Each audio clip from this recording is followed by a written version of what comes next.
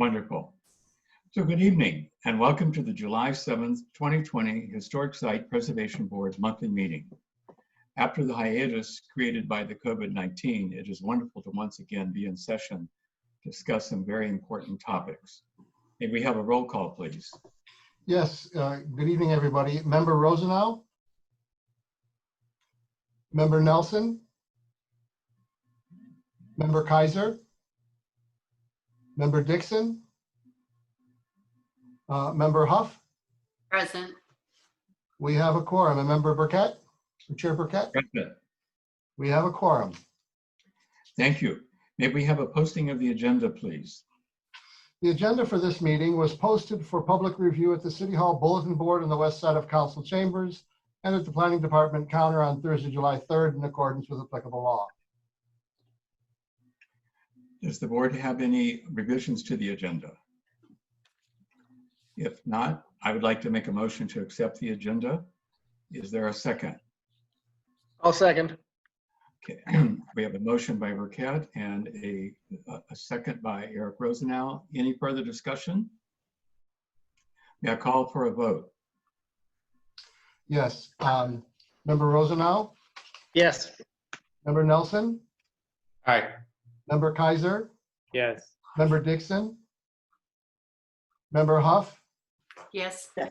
Chair Burkett? Yes. Motion passes 6-0. Thank you. So let's move on to public comment. This time has been set aside for members of the public to address the Historic Site Preservation Board on agenda items and items of general interest within the subject matter jurisdiction of the board. Although the Historic Site Preservation Board values your comments pursuant to the Brown Act, it generally cannot take any action on items not listed on the posted agenda. There will be 3 minutes assigned for each speaker. Testimony for public hearings will be taken at the time of the hearing. Staff, have there been any members of the public who have signed up or wishing to speak on a non-public hearing item? Mr. Chair, no one has signed up to speak, but we have Mr. Horn. Mr. Horn, would you like to speak under this portion of the agenda? No, I'm just here to actually observe, that's all. Okay, wonderful. Thank you very much. Mr. Chair, we don't have anyone else here in the meeting who has requested to speak, and so public comment then can be closed. Okay, I'm going to close the public comments. We'll move on to the consent calendar. Item 1A, approval of the minutes for March 3rd, 2020. Does anyone have changes to the minutes of March 3rd? Yes. Yes. Member Nelson? Yes. On page 5, the 4th line down, it says, Member Nelson noted it is the only building in Palm Springs with exposed concrete block and it should not be painted. I'm not sure if that's exactly what I said, but I don't believe so. What I thought I said or meant to say was it is the only example of that particular gray exposed concrete brick, which is very different from concrete block. So please let the record reflect that I meant gray concrete brick. That is clearly quite different from the ubiquitous concrete block that we see all over town. So noted. Okay. Thank you. Okay, Member Huff?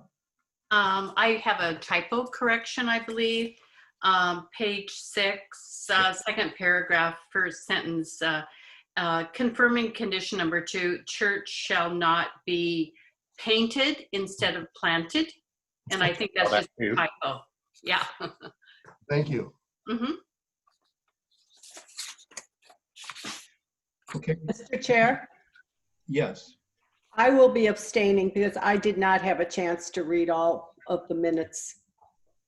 Okay, accepted. Mr. Chair, I'm going to abstain since I was not at that meeting.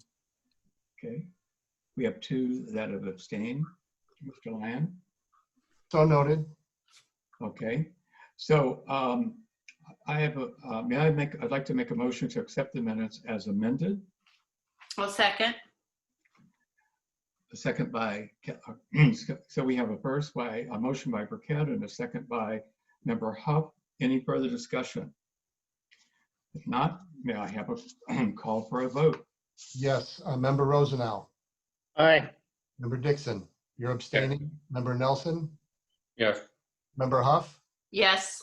Member Kaiser, you're abstaining. Chair Burkett, Yes, motion passes. thank you. So let's proceed to public hearing. Item 2A, the City of Palm Springs for Class 1 Historic Site designation of the Las Palmas Liquor Store located at 1595 North Palm Canyon Drive. Yeah, I have a staff report, please. Yes. Board members, at your July 9th, 2019 meeting, you nominated the Las Palmas Liquor Store building as your top priority on your work plan for this particular fiscal year. As noted in your staff report, the building is significant because of its expressive boogie style architecture, and it reflects the growth of the automobile culture in the post-World War II period. The staff report goes into some detail then in terms of reviewing the findings and analysis that was in the historic resources report that should be attached to your staff report. It should be at the very back of that report. Excuse me.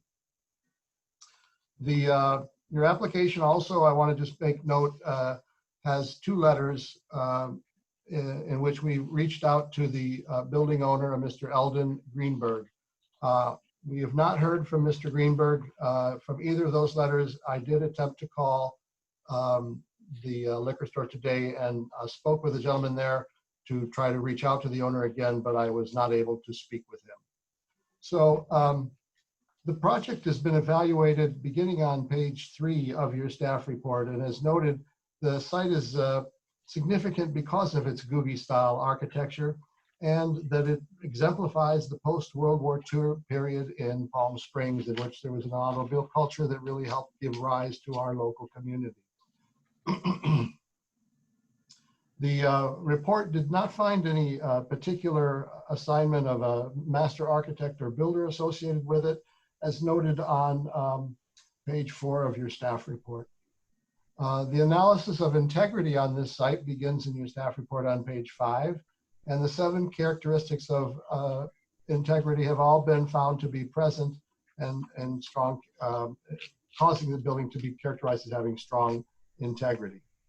On page 6 of your staff report is the beginning of the defining historic characteristics. It includes the building shape, the roof and its related elements and glulam beams, the projections and cantilevered facade across the north side of the building, the openings that allow the building to be very transparent as a commercial storefront, its materials, the craft and detail, as well as the overall transparency that I mentioned of the north facade. The non-contributing features are noted on page 8 of your staff report, the landscaping, mechanical equipment, and the parking lot and monument sign. So staff is recommending that the building does meet the definition of a historic resource based on criteria 3, 4, and 5, and retains a high degree of historic integrity. Staff has concluded that the resource qualifies as a potential Class 1 historic site. That concludes my staff report, Mr. Chair, and I'm available to answer any questions you may have. Or are there questions of staff? Oh, yeah. Yes, Member Huff. Yes, I have a question about, the sign that's Liquor Foods that's on, Palm Canyon Drive on the east side, and then Liquor Foods on the north facade. Looking at the historical photographs when it was the Germain brothers, it looks like the typeface, this kind of the style of the Liquor Foods sign. Yeah, I guess the one on Palm Canyon Drive is a backlit sign. Well, of course, we know that's not original because it was the Germain brothers, but they did have a Liquor Foods sign up I saw in the historical photographs. My question is, what do you all think about the typeface, and is that it's such an important part of the the building? Does that appear to be in keeping with the similar or similar to the original typeface that was used when they said Liquor Foods? I wanted some, some input or thoughts about that from either staff or members. I'll opine on that. I agree with what you're saying, and I do remember very well the original signage that said Germain Brothers. It seemed to have something like a crown or something in it, and it had like 3 or 5 points on the crown with a very mid-century kind of motif, and that font was quite incredible. So I would be in favor of trying to have the owner bring back that font in a sign program so that it married with a landmark sign on the corner that obviously needs to be backlit for visibility. But yes, I would certainly concur with Member Huff that was a character-defining feature of that building, because it is part of that Ruby style where you have a fun font that kind of delineates the whimsy of the overall style and character of the building. I do have more comments, but I'll let other people chime in first. And I have a question for either or both of you. The historic photo that's on page 18 of the Historic Resources Report shows a signage of channel cut letters on the north facade that says Liquor Foods. I don't know for certain. It does kind of appear that the Liquor Foods channel cut letters that are now currently on the east facade almost look as though they're the same letters that may have been relocated. Is that your understanding, Jade, that those letters appear to be from the original sign? Yes. Okay. And the title, Germain Brothers, is within that crown. And you can see that in the advertisement down below. Right, but it doesn't exist now, so we wouldn't identify it as a character-defining feature that exists. Can we ask the owner if perhaps the sign is maybe, in storage or somewhere on the property, perhaps? We can outreach to the owner. I haven't had any communications back from the owner on anything related to this case, but we can certainly do so. Sure. And what I was primarily referring to was, the Liquor Foods typeface. My question was, currently, it looks like that typeface for Liquor Foods that's on the east side as well as on the north side is in keeping with the original typeface. I agree. Yeah, so I was just kind of asking what everybody else thought. I know what Jade is saying in relationship to what was on the vertical, block wall, which in this photograph on page 18 appears, but that's the one I believe that Mr. Lyon said is no longer available. So there seems to be two areas that we're looking at, the typeface for Liquor Foods, and then of course the crown icon motif that seems to be missing. And the only thing I would point out, just as a caution for the board, in the event that this building's use changes, whoever is the new tenant would be entitled to put up a new sign, and so the Liquor Foods sign would not necessarily be retained. Right. Sure. Understand. I do have another comment on this matter, if that's okay. On this matter? Okay, go ahead. Mr. Chair, thank you. I would just like to note that for the record, in addition to the information on page 17 of the North Wind Cultural Resources Report, some more information about the Germain Brothers, because the period of significance for this liquor store is under their ownership. And it's important to enter as much into the record about them as possible while we're discussing this. So just for the record, both brothers attended the Banning Union High School.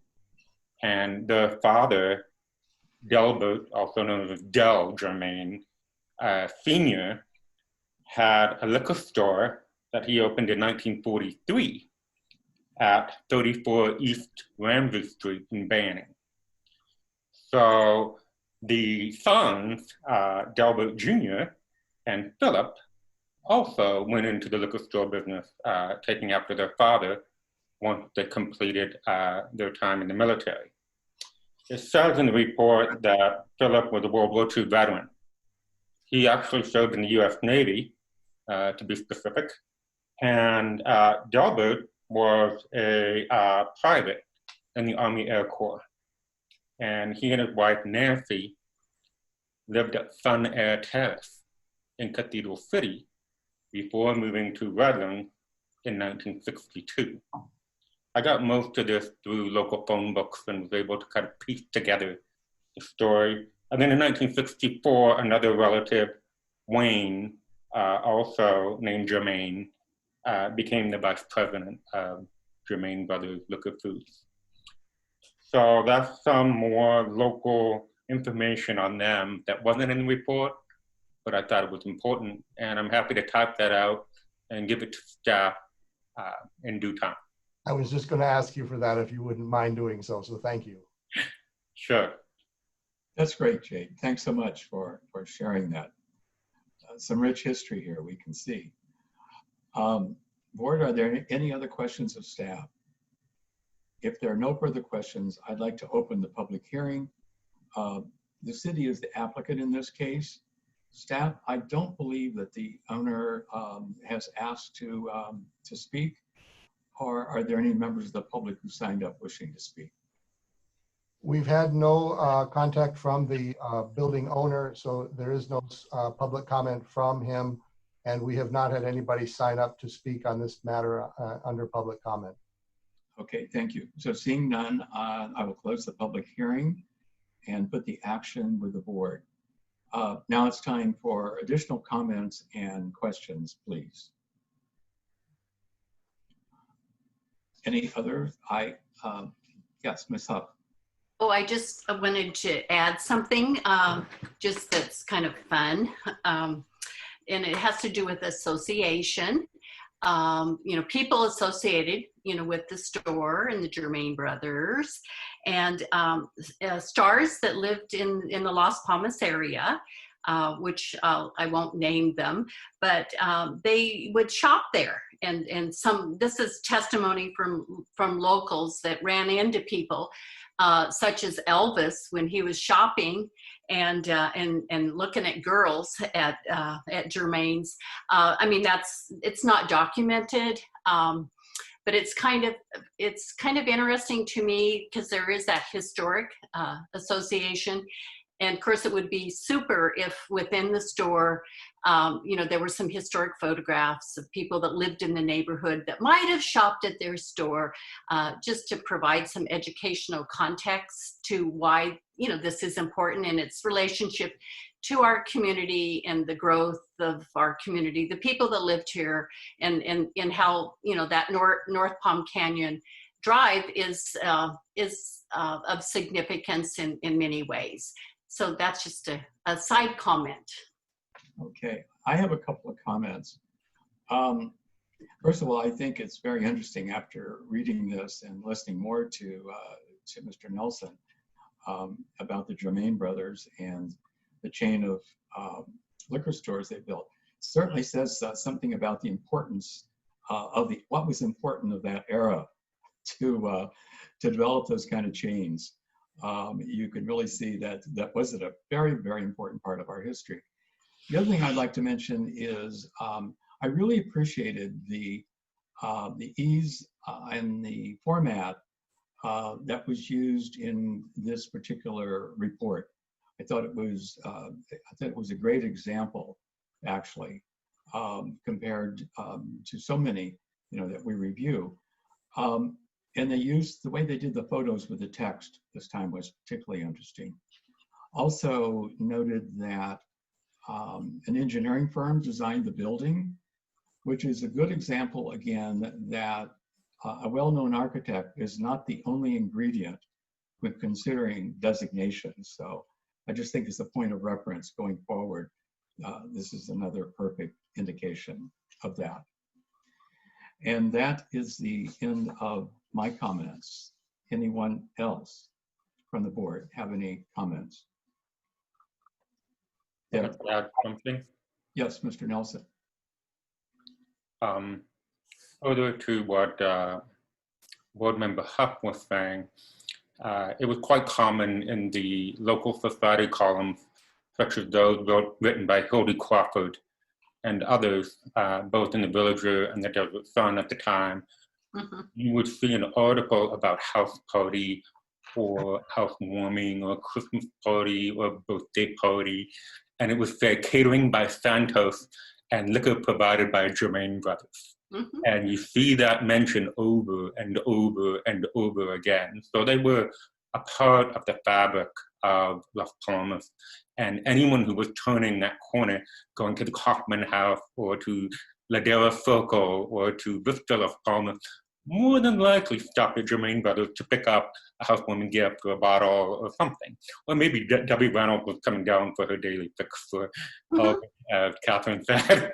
But I would like to commend city staff and this board and the prior two boards for putting this on their list.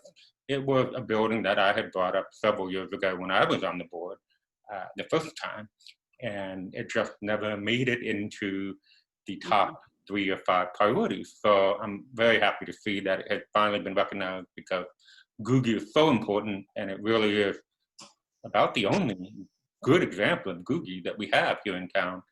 So long overdue, and thank you to everyone that was involved. The report is great, and I really enjoyed how Northwind went about assembling the report, although I do feel the more local flavor would have been valuable.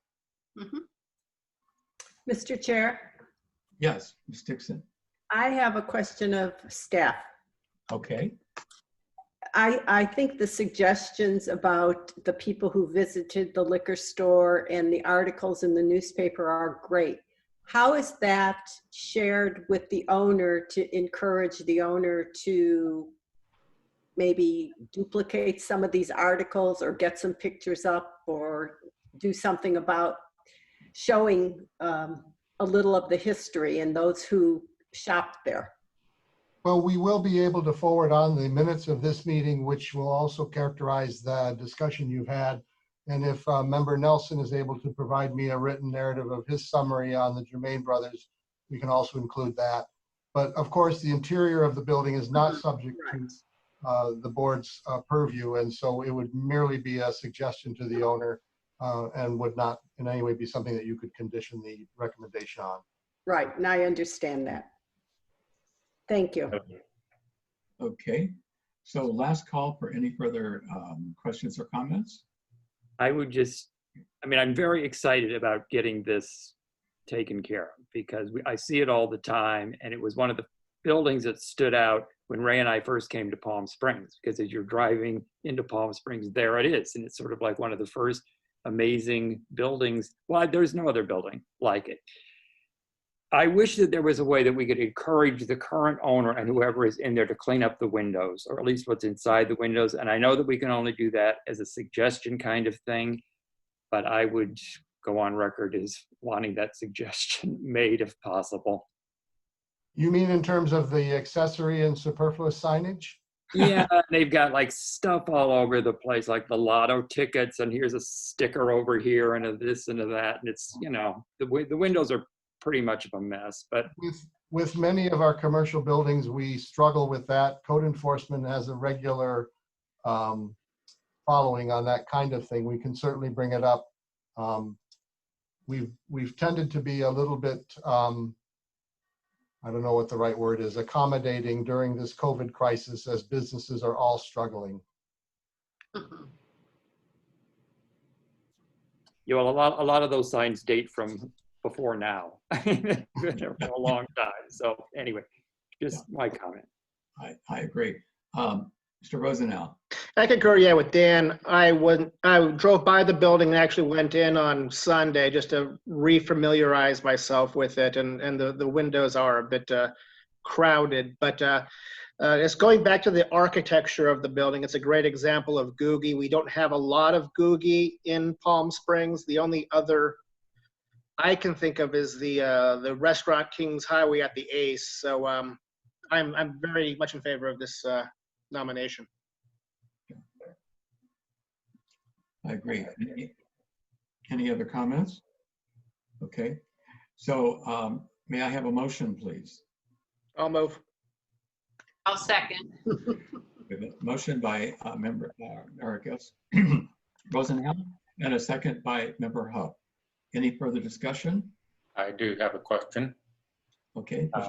My question is for staff, and it is, since we have not heard from the owner, and we make a vote today to recommend to City Council to designate this building, if in the meantime the owner objects, he can appeal to City Council, correct?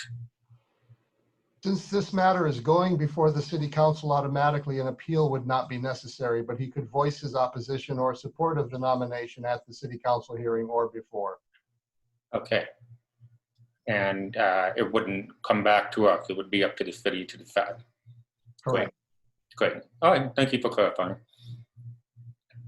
Okay, so back to the motion has been proposed and a second. May I call for a vote, please? Yes. Member Rosenau? Aye. Member Dixon? Aye. Member Nelson? Aye. Member Kaiser? Aye. Member Huff? Yes. Chair Burkett? Aye. The motion passes 6-0. Thank you. Thank you very much. So let's move down to item 3, unfinished business, 3A, which is a consideration of a request by the Historic Site Preservation Board for a historic resources report evaluating a demolition request of the former Arenas Lodge, a Class 4 historic site located at 239 West Arenas Road, the part of an application of New Church 2 LLC, owner for redevelopment of the site as part of the Orchid Tree Inn, a mixed-use hotel project. May I have a staff report, please? Yes, thank you, Mr. Chair. I guess the title pretty much sums up the whole staff report, doesn't it? Attached to the staff report for your use and consideration under this particular item is the historic resources report that was prepared on behalf of the city's request on this particular building. The staff report on page 2 really is kind of a summarization of the project, the New Church 2 project. The real aspect that triggered this particular one being sort of pulled out and set aside is that as you mentioned at the March meeting, there was a concern that there may be historic significance associated with this site. And so the board had requested that staff initiate the historic resources report, which is attached.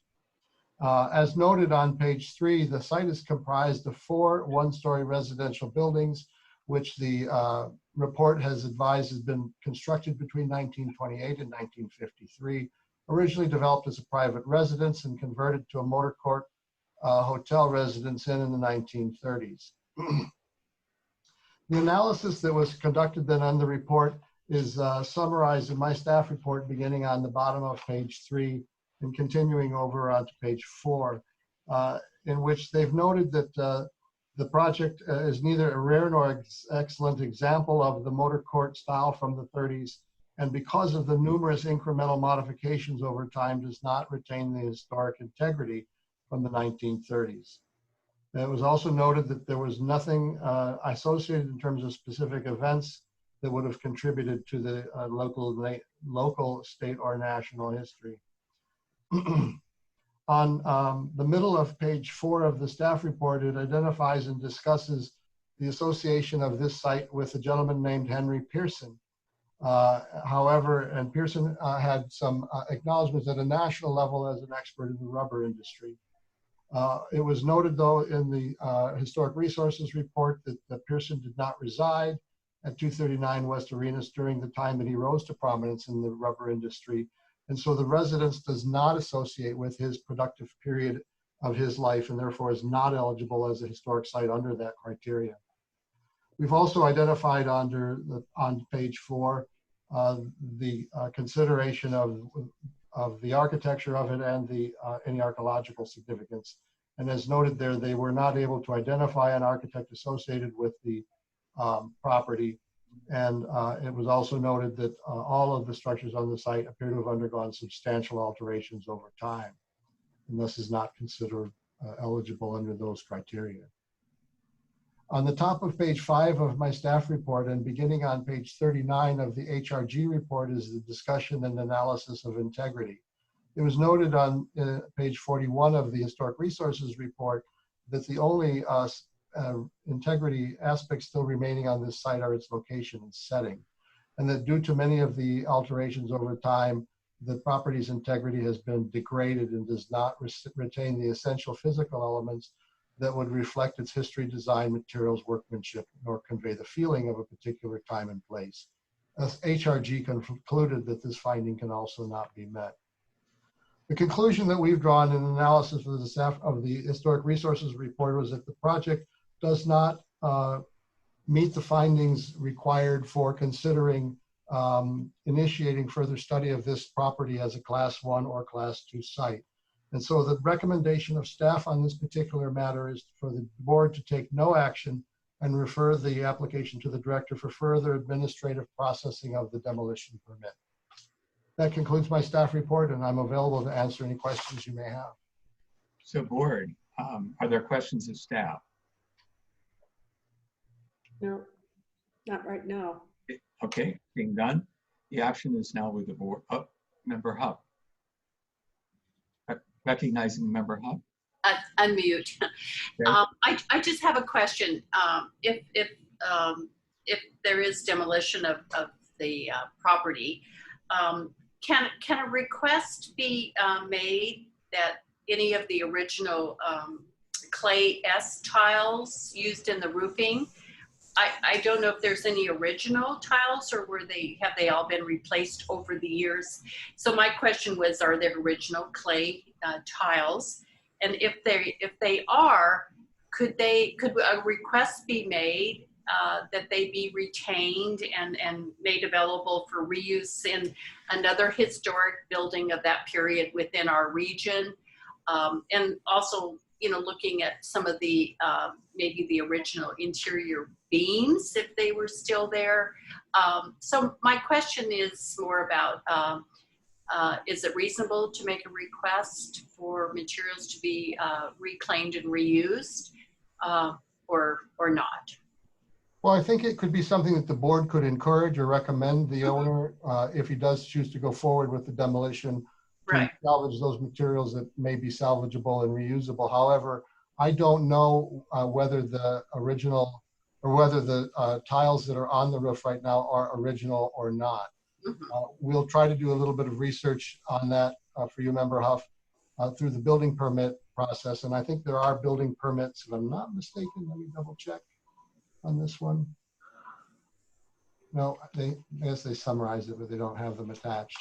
But we can see if there is anything that would give us any clues on whether those tiles may be original.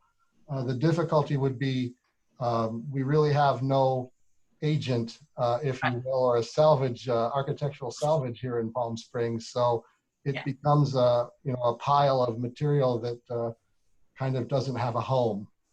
But we can certainly mention in our actions that the board would encourage salvage and reuse of those materials that are possible. Thank you. I think Mr. Bagg has a point he'd like to make. Yes, Mr. Chair, I'd just like to clarify relative to demolition of the structures that per the Historic Preservation Ordinance, no demolition permit will be issued until a building permit for the new development is issued. So the structures will remain in place on the site unless and until a building permit is issued for the new development. I just wanted to make sure that that was clear, that we're not going to issue a demolition permit for those right away, that they will remain in place. And then secondly, just a reminder on the conditions that you imposed on the project, there is language about reusing architectural tiles. I'll have Mr. Lyon do a little bit more research on that, but if they do demolish those buildings, if there's any tiles that are original, they would be required by the conditions of approval to retain those and use those on the new structures. So that was it, Mr. Chair. Okay, thank you. If I may, further to Member Huff's comment, in reading the report thoroughly twice, they said that there were no original tiles left. I don't know how they were able to determine that 100% accurately, but when you look at the building closely, it does kind of appear that they seem to be newer. I would think if they were from 1928 or 1930 even, that they would look older, thicker, more worn perhaps. So unfortunately, it doesn't appear that there's any original tiles left in my opinion.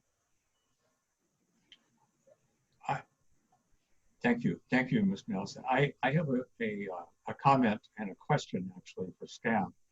On criterion number 1, the conclusion, the statement, because the property was not originally designed as a multi-unit hotel/inn, but rather was a conversion from a single-family residence to a hotel use with numerous modifications. It does not retain its integrity.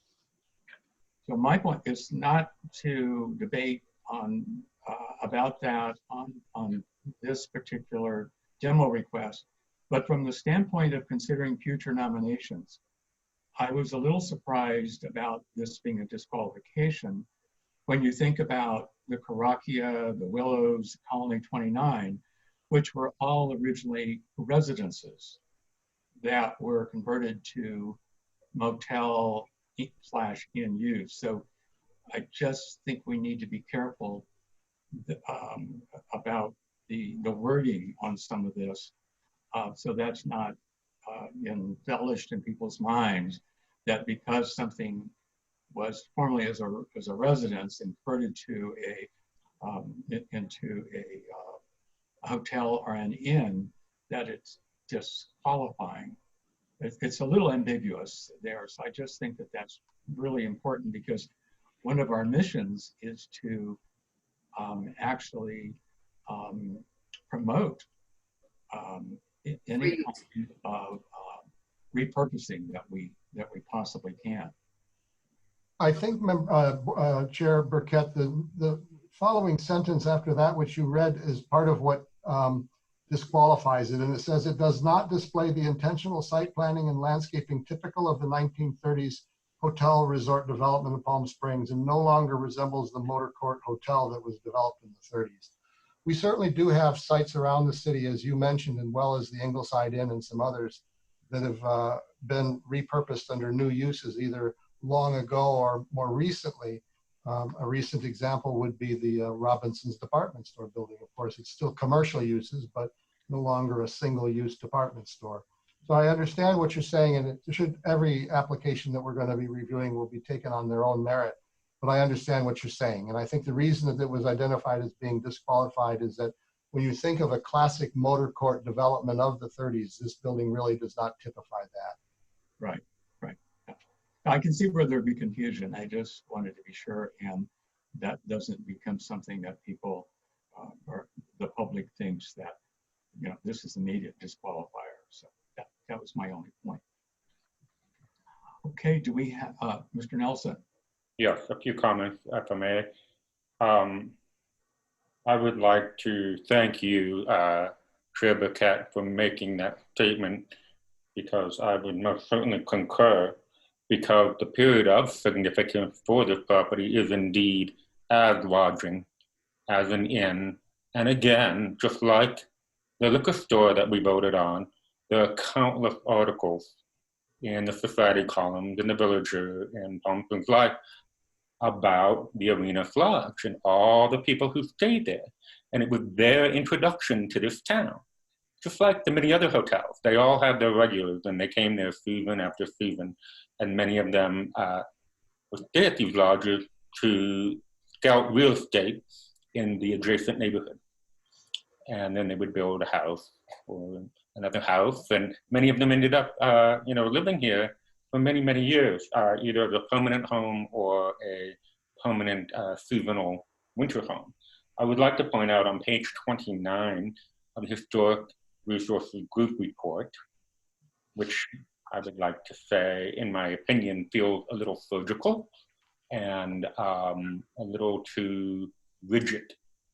But on page 29, the third paragraph says the subject property does not represent a, quote, good and intact example of 1920 single-family residential development from this important period of growth. And then it goes on to talk about its conversion. So while it doesn't represent a single-family home from the period, it does represent, in my opinion, a 1930s bungalow court of the period. Because in that context, things were much more relaxed back then. It wasn't until about 1947, the year that Palm Springs was put on the map with local modern architecture, that bungalow courts began to really modernize and become very well planned. Prior to that, it was all very bohemian and casual. Quite frankly, the majority of these places were loose. Many of them were former homes that had been converted. You know, they were big pieces of land, and they would gradually start adding to them. And over the years, those parcels were subdivided. And so the land shrank and the context changed. At the time it became the Arenas Lodge, it was significant, in my humble opinion. And then also on page 30,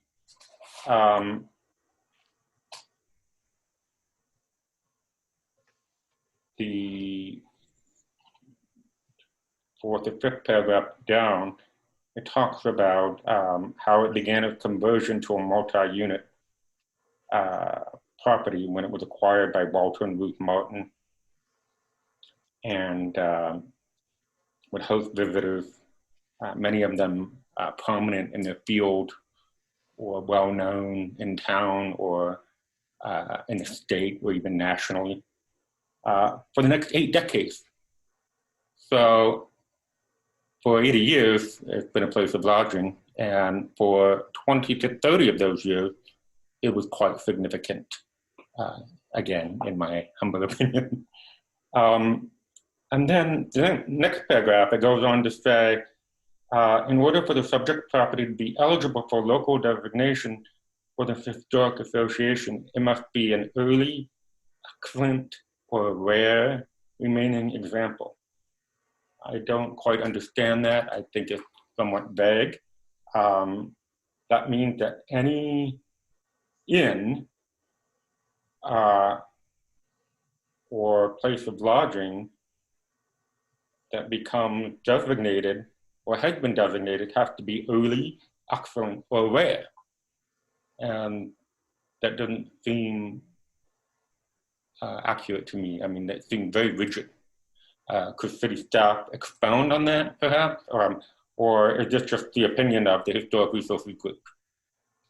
Well, it certainly is the opinion of the Historic Resources Group. They do go on the following pages, though, and explain why they've come to that characteristic conclusion, in which they've compared it to other hotels and inns of that period. And they've listed on the following pages then in some tables of those other sites that they compare it to. And I believe it's from those other comparative examples that they're determining or concluding that this one is not necessarily a rare or excellent example of that type of motor court from the period. Okay, yeah, I saw all that. Thank you for clarifying that, Ken. A couple other things. Was this report and the staff report sent to the Historic Tennis Club Neighborhood Organization?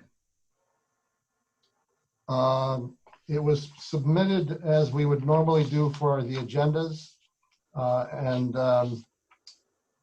But I don't know the exact distribution to the neighborhoods. Let's see if I can. Okay, so the reason I asked is because many of these neighborhoods have a formal organization. As we all know, there are over 40 something neighborhood groups in town. And the Historic Tennis Club neighborhood has a website, and they have a contact with a mailing address. And I seem to remember in the past that when an issue on a subject property was coming before the board, whether it involved an application or potential demolition, that somebody in the neighborhood organization was notified.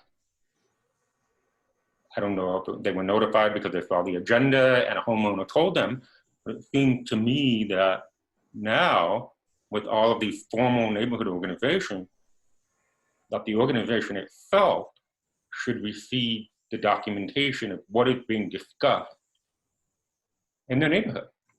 Well, typically what does go out within a mile radius of the subject parcel of the notification goes to those neighborhood organizations in the email contacts that we have for them. I was looking to see if I could find the notification maps that went out on this while you were talking, and I'll keep looking while you consider the application and see if I can clarify that for you. But typically they do go out to the neighborhood organizations that are within a mile radius of the subject parcel. And just to confirm, they do receive a link to the agenda and the materials on the agenda. So they have the ability to download the report and see staff's recommendation as well as the backup materials. So yes, that does go out. Okay, great. Thank you for clarifying. And one last thing, has this gone before in terms of the greater overall orchestrion project? Has it gone through planning and AEC, and if so, have they approved it? Yes, the project has been through AAC and Planning Commission and approved by City Council. And it's going back to Planning Commission, I think, tomorrow, right? Not this particular item. They, No. Right. as a condition of approval, they have a number of items that have to go back to AAC and to the City Council for approval, including the landscaping and perimeter details of the project and so forth. So there are a number of elements that do have to go back through approval before permits can be issued. Right. One more question for city staff. If this is voted to be allowed to be demolished, they cannot demolish it until they have received a permit for the overall project, correct? That's correct. Thank you. I will not be supporting demolition of this property. Mr. Chair, Yes, Ms. Dixon. I have to tell you, I share Jade's concerns. I look at this property and while it doesn't, according to this report, it misses out on so many elements that make it historical, but it is a big part of Palm Springs history. And it's in the historic part of town. It is a historic property. And I'm having a real hard time seeing and approving demolition of these cottages. As far as I'm concerned, of course, I'm not the developer. This could be incorporated into his project and retain this part of old Palm Springs. So at this point, I'm not convinced that these should be demolished. I have a follow-up question to that. Ken, if you could share with us how many, there's 9 units between, with the property we're talking about, subject property. How many units are being planned, are asked for if they're demolished and a new building were to go up? You mean as part of the entire Orchid Tree project? Yeah, what would replace, in other words, how many units would replace this? I'm just trying to look also, even from developers' standpoint, what's the trade-off here? If there are 9 units now, and if they are demolished, how many units do they does the developer wish to have in its place? I'm going to go back. If you recall, when we did do the site visits of the Orchid Tree properties, you were given copies of the developer's proposed plans for these, all of these projects. I'm looking here to see if I can find the staff report from that that's related to that would give me information on the number of units. So please bear with me a minute. And I should have looked that up myself, but this kind of just occurred to me after Ms. Dixon's comment in the consideration process. I'm reading from a city council staff report. To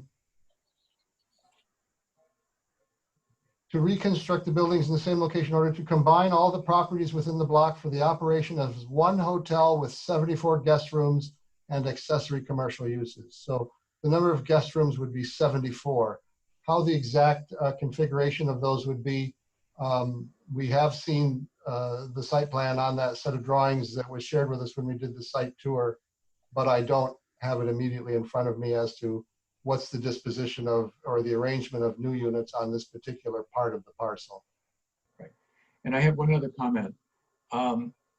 If one were, if there were an owner of the property and they decided they wanted to go for designation just of this parcel, and many of the things that have been done to the property that weakened its integrity. So many of those could be, there could be a reconstruction process for many of those. So I don't know that I exactly agree with in the report that that it is so far gone that it's not reversible on many of these. So it's just another point I think for us to consider when we take our vote as to whether this could be, if it was just totally, somebody really wanted to take this project and they really wanted to get a designation out of it.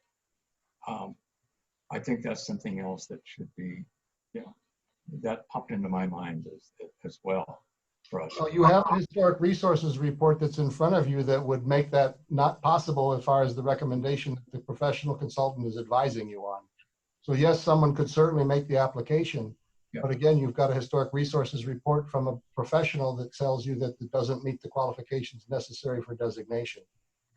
But we can still disagree. Absolutely you can, but you need to make precise findings if you're going to make those arguments. Right.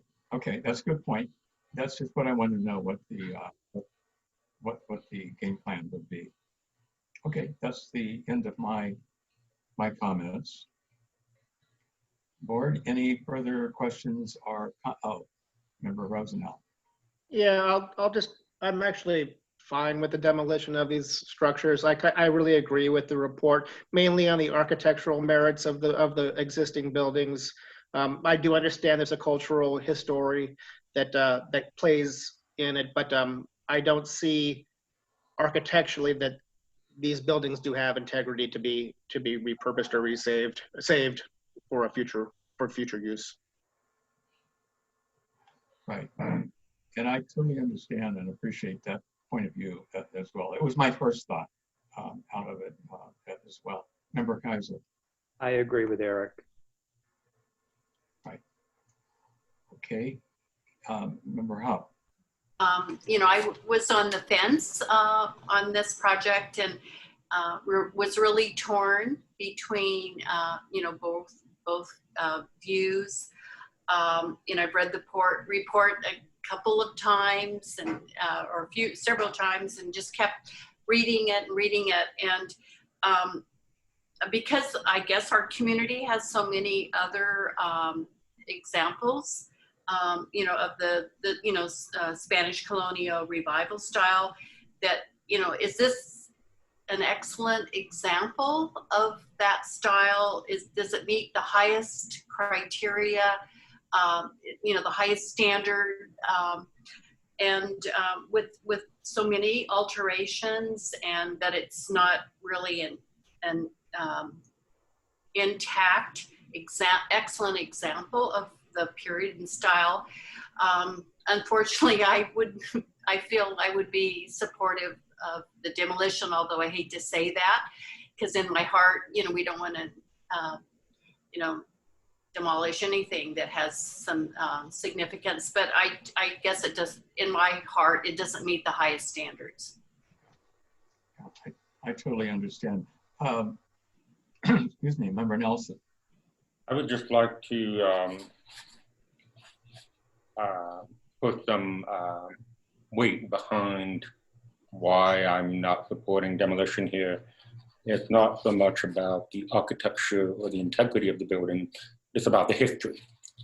And this is the very last opportunity to accurately acknowledge who Henry Pearson was, because Deepwell Ranch is gone. And this was a very, very important man. You know, as you read in the report, he was a scientist, an author. He came here in 1926 from LA to establish a second home. He purchased this defunct ranch, which was owned by 2 other pioneers who gave up on it. And he dug this well that was, you know, over hundreds of feet, and he discovered water. And then it became Deepwell Ranch. And that ranch is gone. But, you know, he wasn't just locally important, he was the nation's leading authority on rubber. And a renowned chemist, a writer, a published author, he devoted his entire life to the study of rubber and its uses. He established the India Rubber Company. So there's nothing in this town that acknowledges this man. And this is the last physical piece of building or structure that is related to him.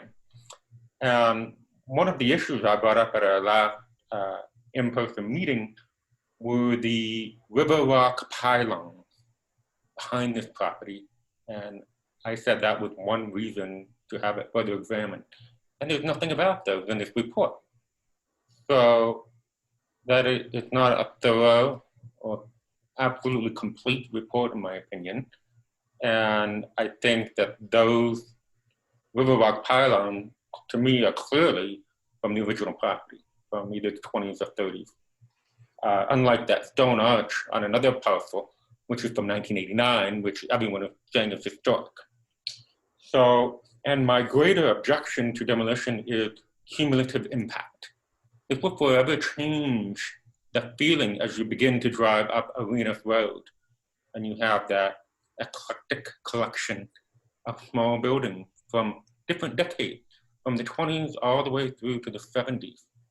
And it's really going to change the gateway into the historic tennis club neighborhood, if you will.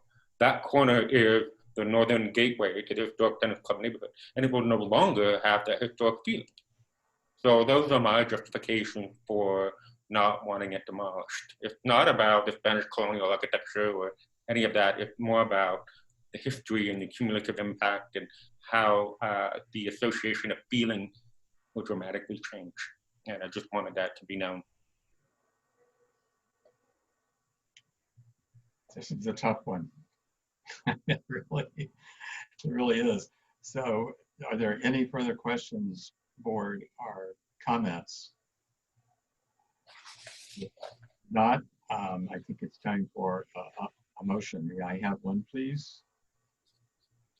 Do you have a motion from one of the members? I move that we do not demolish the former Arenas Lodge at 239 West Arenas Road. I'll second that. So we have a first by member Dixon, A motion by member Dixon and a second by member Nelson. Board? Yes, Mr. Lyon. In order for you to make a motion that is contrary to what is in the recommendation, you need to make findings. And the two findings that are outlined that you need to review and address are the ones that are found in your staff report, beginning on page 3 and then going on to page 4. And that is that the class 3 or class 4 building possesses exceptional historic, architectural, archaeological, cultural, or aesthetic significance to warrant redesignation as a class 1 or class 2 historic resource. You're not voting here on whether to approve a demolition or not. If you're going to make findings that these buildings should not be demolished, you must make findings in support of these characteristics that I just read, as well as the second finding being that the class 3 or class 4, and I'm reading on the top of page 5, that the class 4 or class 3 building retains sufficient historic integrity relative to its original configuration, architectural features, or character. So for you to make this motion and choose to go in this direction, you need to make findings in support of your action. I would say the fact that the pylons that Jade mentioned are not mentioned in our report that may have significant historical history, the fact that the man who built these was a significant character, a significant person in our town. I will May withdraw. I just interrupt you on that one? Remember on the report that you must make findings that this person's productive life was associated with this parcel, and that finding was not made in the Historic Resources report. Then I'll withdraw my motion.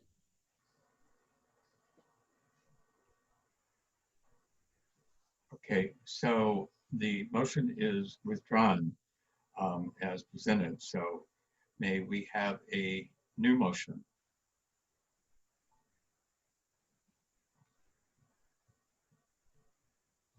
Member Kaiser. I move that we accept the report and take no action. Okay, is there a second? We have 2 seconds. We have a second by member Huff. Goes by member Kaiser. Any further discussion? May I call for a vote? Yes, I'm sorry. Member Rosenau? Yes. Member Dixon? Yes. Member Nelson? No. Member Kaiser? You're muted. Yes. Thank you. Member Huff? Yes. Chair Burkett? Yes. The motion passes 5-1. Okay, thank you. Board, I just wanted to mention, I thought that was an excellent deliberation, which is very healthy. And going forward, I think it'll help us a great deal. So let's move down to new business. Review of proposed text amendments to Municipal Code Section 8.05, Historic Preservation. Staff? Yes. In your packet, you have a memo overlying the track change version of the Historic Preservation Ordinance. And just summarizing, as I put in this cover, there were a number of parts or features of the ordinance that the board wanted to consideration of, and I've noted some of those as well as some of the other proposed changes that staff has put into this current draft revision of the ordinance. There's a total of 10 items that we've listed there. The copy of the ordinance that's attached then does show where the various text areas have been either added or deleted, or if there's been any formatting changes. So rather than sort of arduously go through this, what I might suggest, Mr. Chair, is if there's a particular area that you, the members wish to further discuss or point out or bring something more in, you may want to do it that way rather than going through arduously the entire ordinance, but it's whatever is conducive for the board. That makes total sense to me, and I have some specific ones, and I'm sure other board members as well. So I think we should take that procedure and see what questions and comments that we have from the board. So, I'd like to ask you to solicit your comments or suggestions now, please. Member Nelson. Okay. I have about 12 questions, and given that it's a 40-page document, I don't think that's unreasonable. So first of all, I would just like to say this is really amazing and so wonderful that we are able to make revisions again after doing them not all that long ago, 3, 4, 5 years ago, I believe. My first question is regarding the first paragraph on page 9. The red underlined copy says on privately owned site, the authority of the HPO to render decision is limited to the site and exterior of building structures or objects. Interiors are not subject to HPO review. On publicly owned site, the HPO's authority to render decision includes the site, the exterior of the building, structure, or object, as well as the interior public spaces. So that basically speaking to a class 3 or 4 resource. Well, it's not making that distinction. In this case, it's simply identifying the authority of that position. It's not necessarily specifically related to 3s or 4s or 1s or 2s. Okay. Right below that, item F, it said reporting to the HFPB any action taken pursuant to the prior paragraph. Would that reporting take place as soon as the HPO makes the review, or would it happen at the next notice meeting? We've basically been collecting these and doing them on sort of a quarterly basis, or as we wind up with a bunch of them that are significant, I've brought back to you what some of those decisions have been made. Okay, thank you. On item H of that page, I would like to suggest a possible addition. It says here, maintaining a register of designated resources, historic districts and class 3 buildings, and preparing historic markers to demarcate resources. Could we not add also to that class 4 structures by significant architects? Is that a discussion we can have, or is there an answer to that about whether or not we could add class 4 by significant architects? Because we do have quite a large body of those.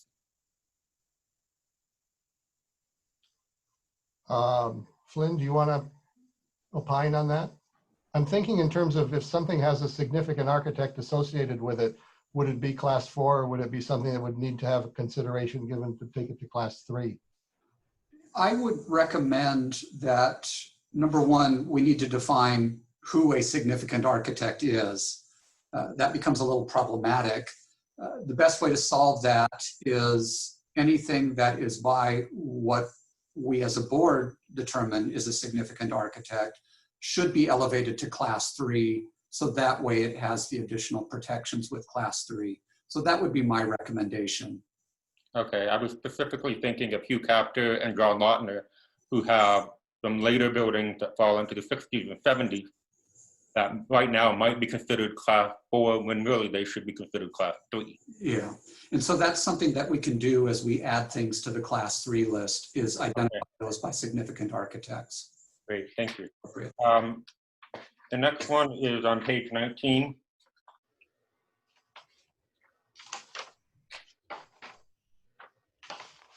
So under 8.05.100, effective designation, the fourth line down, it says demolition or alteration. Should it not say proposed demolition or alteration?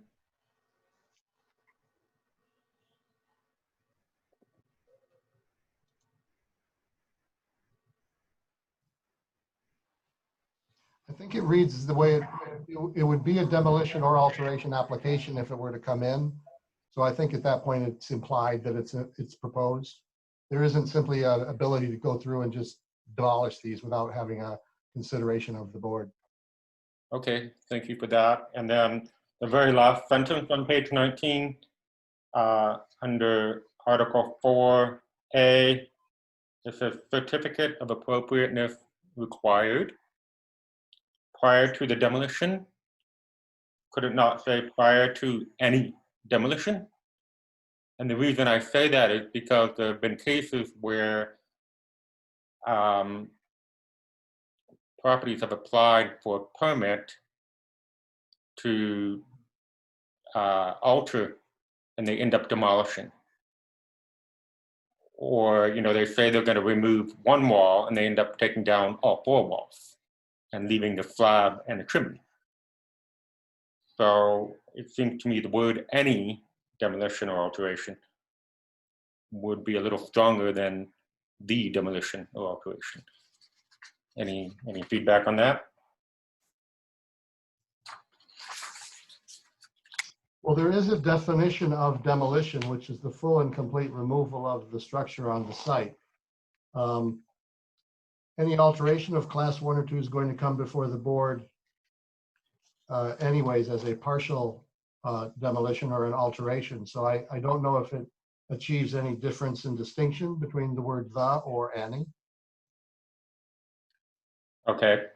Next page, page 20, item B and item 1. B1. It says standard maintenance or repair work. Is it possible to get a list of what constitutes quote unquote standard maintenance or repair work? Just so that there's no doubt whatsoever.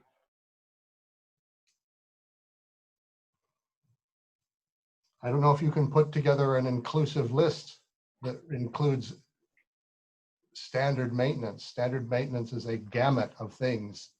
Does the Secretary of Interior Guidelines or the National Park Service have any such list that we might be able to draw from? I could look. What I might recommend is that perhaps we add a definition for maintenance, just so that it's clear. So that would be just a simple addition of a term in the definition section.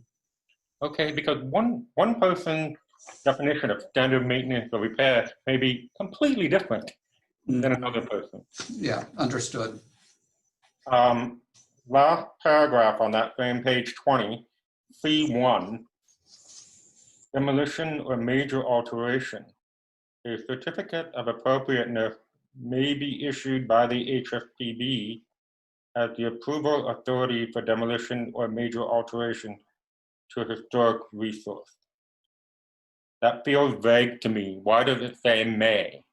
When before it seemed like it was stronger. I think before it said will or must. So now, why is it more loose?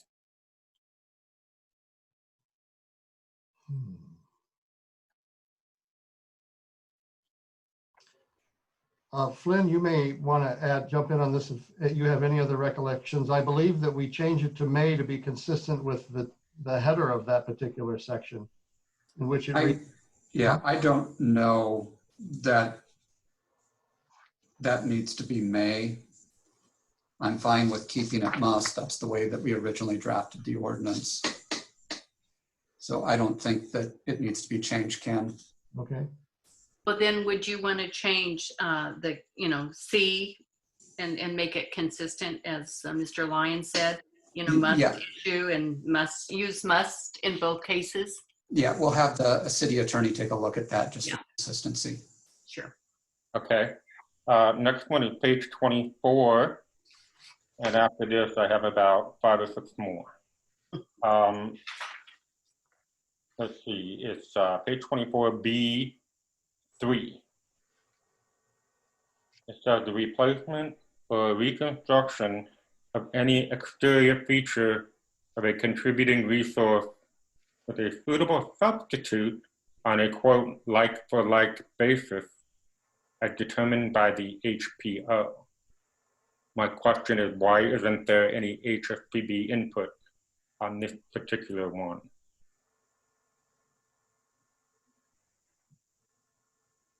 Because it seems like there was in the past.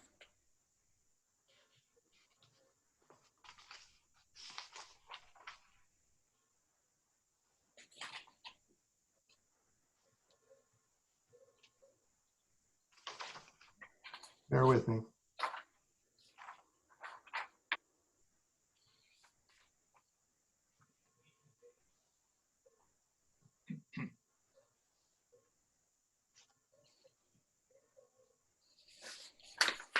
So the question that you have, Jade, is why doesn't it say HSPB?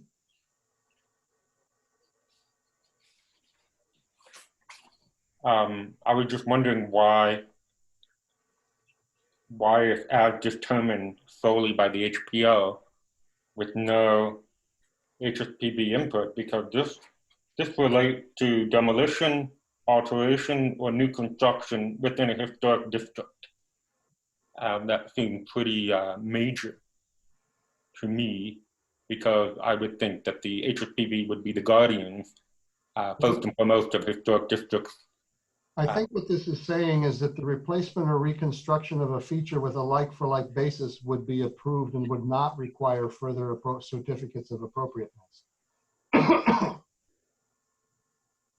In other words, if there's something that's being replaced on a like-for-like basis, we would review it at a staff level and make a decision. Okay, so just so long as there's a clear definition of what like-for-like is, because oftentimes people don't do that unless they're truly devoted preservationists, unfortunately. I have a question about, is that like case by case basis? Is that what that means? Like by like, case by case? Like for like would mean that if it's a wood finial and it's rotted away, they would replace it with a wood finial. A like for like, something that is being replaced for something that was lost or deteriorated. Okay, thank you. Okay, just a few more. Page 26, the top paragraph, the last sentence says, applications shall be signed by all owners of record. I would suggest saying all current owners of record, because if you say all owners of record, it could mean all owners going back to the very beginning of building ownership. So adding current there may be helpful. The next one is page 29. I would like to ask if possibly on A2, we could add major alteration. It says, HSPB review, we shall review a permit application for demolition or major alteration of any Class B building, or 2, demolition of any Class 4 building. And I would like to add to that major alteration of a Class 4. I think the major alteration of class 4 is identified in part B2, Jade. I see that. I don't know if I necessarily agree with that. And I would also like to ask what constitutes a quote unquote minor alteration. I think that needs to also be spelled out. That's spelled out in the definitions. Okay. Maybe I that. might just add to that, Mr. Chair. One of the things to keep in mind when City Council approved the new ordinance last year, they were very concerned about class 4, and they were hesitant to include the procedures that we had put in place for fear that it would hold up the building permit process and prevent owners from improving their residences. I would be very hesitant to add another level there when City Council is unlikely to approve such a change. So I just want you to be aware of that. Thank you for that clarification. That's very helpful. And I think just one more. And that would be, oh no, that was it. That's all. Thank you. All right, so I have a few, but not as many. And you answered, you already brought forth several that I had. On page 4, when their description on class 2 and, well, all the classes, as it relates to class 2, I would like to ask consideration to eliminate a reference to a number due to its negative perception. You know, we have suggested a structure of merit, which I think is a great way to position this. We've already had experience within the board of the perception, the negative perception, when the word class 2 is mentioned. And I just think that's kind of a universal negative perception as far as I can see. And I would just like to see us, if possible, please remove that number on number 2. Mr. Chair, I will tell you that we've debated this. One of the things for continuity, that historically we've had class 1 and class 2 for some time. Right. Ken, one of the things we might think about is rather than calling them class 1, class 2, class 3, class 4 as the subcategory, we might instead refer to them as category 1, category 2. Mr. Burkett, do you think that would be better than calling them class? Yeah, well, that would be better. And a question, Flynn, would it also be, what about if there could be an in parens somewhere in here, formerly class 1 or formerly class 2, or also AKA, Yeah. even, just so that we get it out of the headline, so to speak. Otherwise, I don't think we're going to, I think we're going to have the same perception. The stigma. Ken and I will take a look at that and see if we might perhaps address that and remove that stigma that is associated, especially with class 2. Yeah, that's My only thinking personally on that is that, you know, there's many aspects of all parts of the municipal code that have various perceptions and misperceptions. And usually it only takes a little bit of explanation to somebody for them to conclude and get comfortable with what it is that they're looking at. So I think that the matter of a concern about perception is easily ameliorated with discussion with the person who's got that concern. But your thoughts will be certainly taken into consideration. We've tried that and it was not successful. And I just had a recent case that actually somebody mentioned to me. And it's like, if that's the way it's going to be, I'm not even going to go there. And so I just think, why would we want to diminish the importance of this? So if there's a way to... Those types that are class 2 lack integrity. I think it's important that you have a distinction. I'm sorry, I can't agree with you. I think it's, it can still be a part of the, actually of the procedural process, but I just don't know that we need to highlight it. Otherwise, let's don't even worry about changing the name. That's just my personal feelings. Remember, We'll take a look at that. okay. So I would concur with both Mr. Lyon and Chair Burkett. I think they both have very valid points. But I know the case that Chair Burkett is referring to, and those particular individuals felt like they were being told they were second class. And in the historic preservation community, it's a feeling of pride. It's like, oh, I'm a class 1. Yeah. And so maybe we could do class 1 and class 1B. I don't know if that would alleviate the concern, but I totally agree with what Karen's saying. And I think it's about education. And if that doesn't appease those people who are resistant to this, maybe they're the class 1, class 1B, and then a class 2. I don't know what the solution is, but I think you both have very valid points. And it is certainly an issue because there are people out there who are very vehement about being class 1, and they won't settle for anything less. So. They have to make the findings on their site. Exactly. Okay. On class 4, I'd also like, Chair Burkett, yes. I'm sorry to interrupt you. You have a hand being raised Oh, by yeah. Member Huff. Oh, I'm sorry. I just wanted to add, I think having the numbers in there, but maybe changing the word class, but having the numbers, because landmark and historic merit can be confusing. I mean, they're both great titles, but they could be like, which is the highest grade?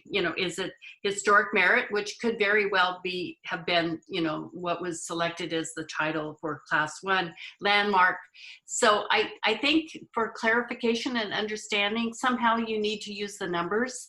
Otherwise, people, I think, will have a harder time understanding which is the highest category.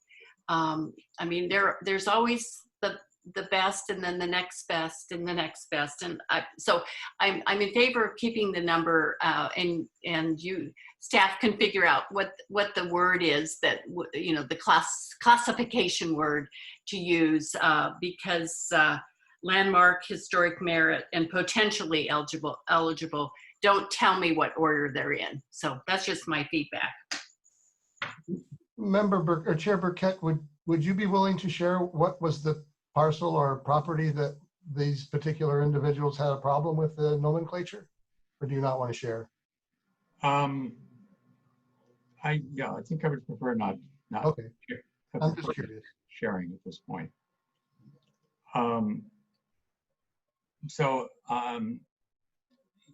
Anyway, I think if we don't make this change, and I think Flynn has mentioned that that you will look into it. I just think it's so important.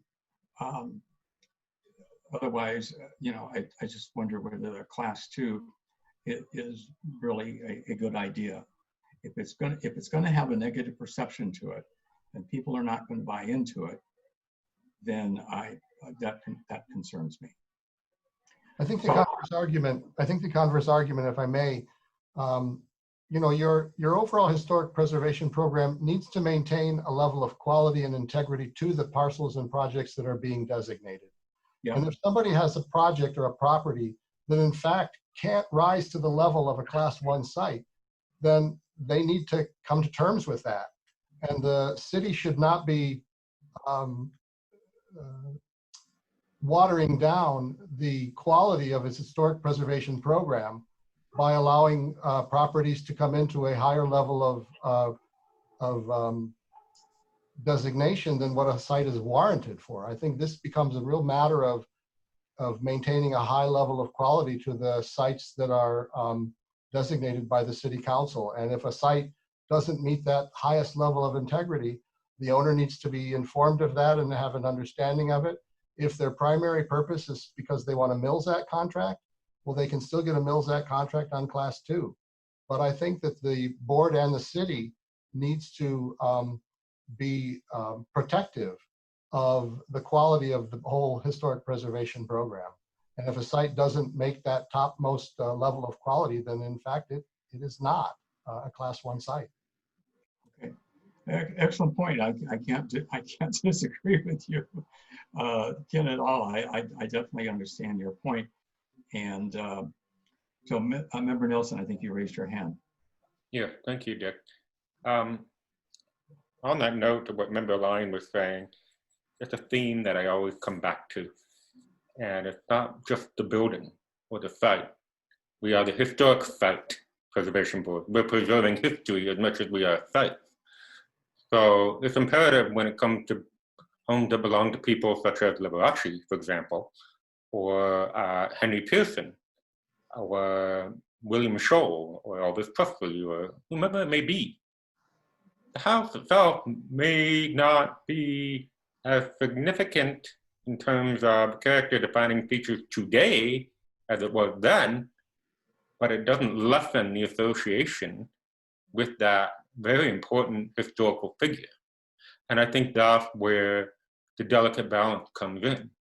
You know, it's a double-edged sword for us because we have to consider and respect the individual and the history behind the property, the resident, you know, the builder, not just the architect or the building itself as it may appear today. So there's a lot of issues to weigh. Yeah, there really are, and I totally understand that, and I appreciate everybody's point of view. I'm just glad we had an opportunity to air the situation. So moving on to Class 4, could we consider requesting a change to revolving 40 years, which eliminates the need for constant adjustment? I know this was part of our discussions, Flynn, when we were reviewing this over the many, many months. And I'm wondering now if we could go back and make that request, because otherwise it has to be a constant adjustment by the council. Mr. Chair, what I'm going to recommend, because City Council held a lengthy debate on that when we brought the ordinance to them the first time, we'll go ahead and put that in the recommendations again as we propose the updates to the ordinance and let City Council weigh in on that. I share the same concern that you do, that it requires us to continually update the ordinance with a new date rather than having a rolling date. So again, we'll go ahead and make that case to the City Council. Okay, that's great. Greatly appreciate it.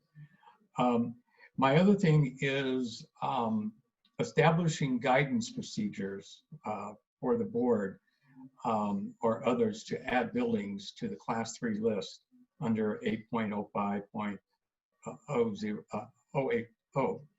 So Ken, if you could, I think, would it help me, let me put it this way, would it be helpful if we could establish some guidelines rather than just of what you would want if we're going to send you referrals to add to Class 3 as the list? That would be helpful rather than to just say, oh, the address at such and such. I'm just thinking that if we could get some, not elaborate, we're not trying to do a historic resources report when we're doing this, but just what you would want from us that would be helpful. Just as the basic. Do you see the text on the top of page 14? Okay, let me go back to that. I think that the text on the top of page 14 provides you that kind of criteria and information that we would be seeking in order to make a determination whether something is appropriate to add to the Class 3 list. This is on the very top? Yes, on page 14, it's in red. If I can, I'll read it. It says, a determination of eligibility to be listed as a Class 3 building shall be made by the HPO based on evidence gathered using the California DPR and OSP forms or their equivalent and the criteria outlined in section 8.05.070 C1A, which is the 7 points of criteria for Class 1 site. Well, that's really requiring from the board to really giving a semi historic resources report in a sense. I think that's a little bit stiff. Not really, because those are the criteria that we've used for everything that's on the current Class 3 list. There has to be some kind of criteria that is the filter against which you would consider something being added. I understand, but I would think that if we were to give you some basics and then you would be able to determine the rest of it. Otherwise, I mean, it just seems a little bit onerous. I'm not saying not to do that, but I was just hoping we could have some simple guidelines. What I don't want to do, and which I've been guilty of before, is sending you an address and maybe mentioning an architect or something, and then you know, that's really not, you need more information than that. I understand. But if you feel you need all of that, then that's the way it'll be. I just try to make it easy for you as well and what you want from us. I think that when you think about, when you look at a particular site, again, you're looking against what kind of criteria would make it potentially eligible. Yeah. What would make a site potentially eligible? Well, if it has one or more of the characteristics that are listed as a Class 1 site. Right. Okay. So that's what I think we're trying to get at. Okay. I can live with that. Okay. I just want that for the board to understand, and why I wanted to have that discussion, that that's what we need to be doing, and not just sending you an address. Yeah. I mean, if I may, I would give the example.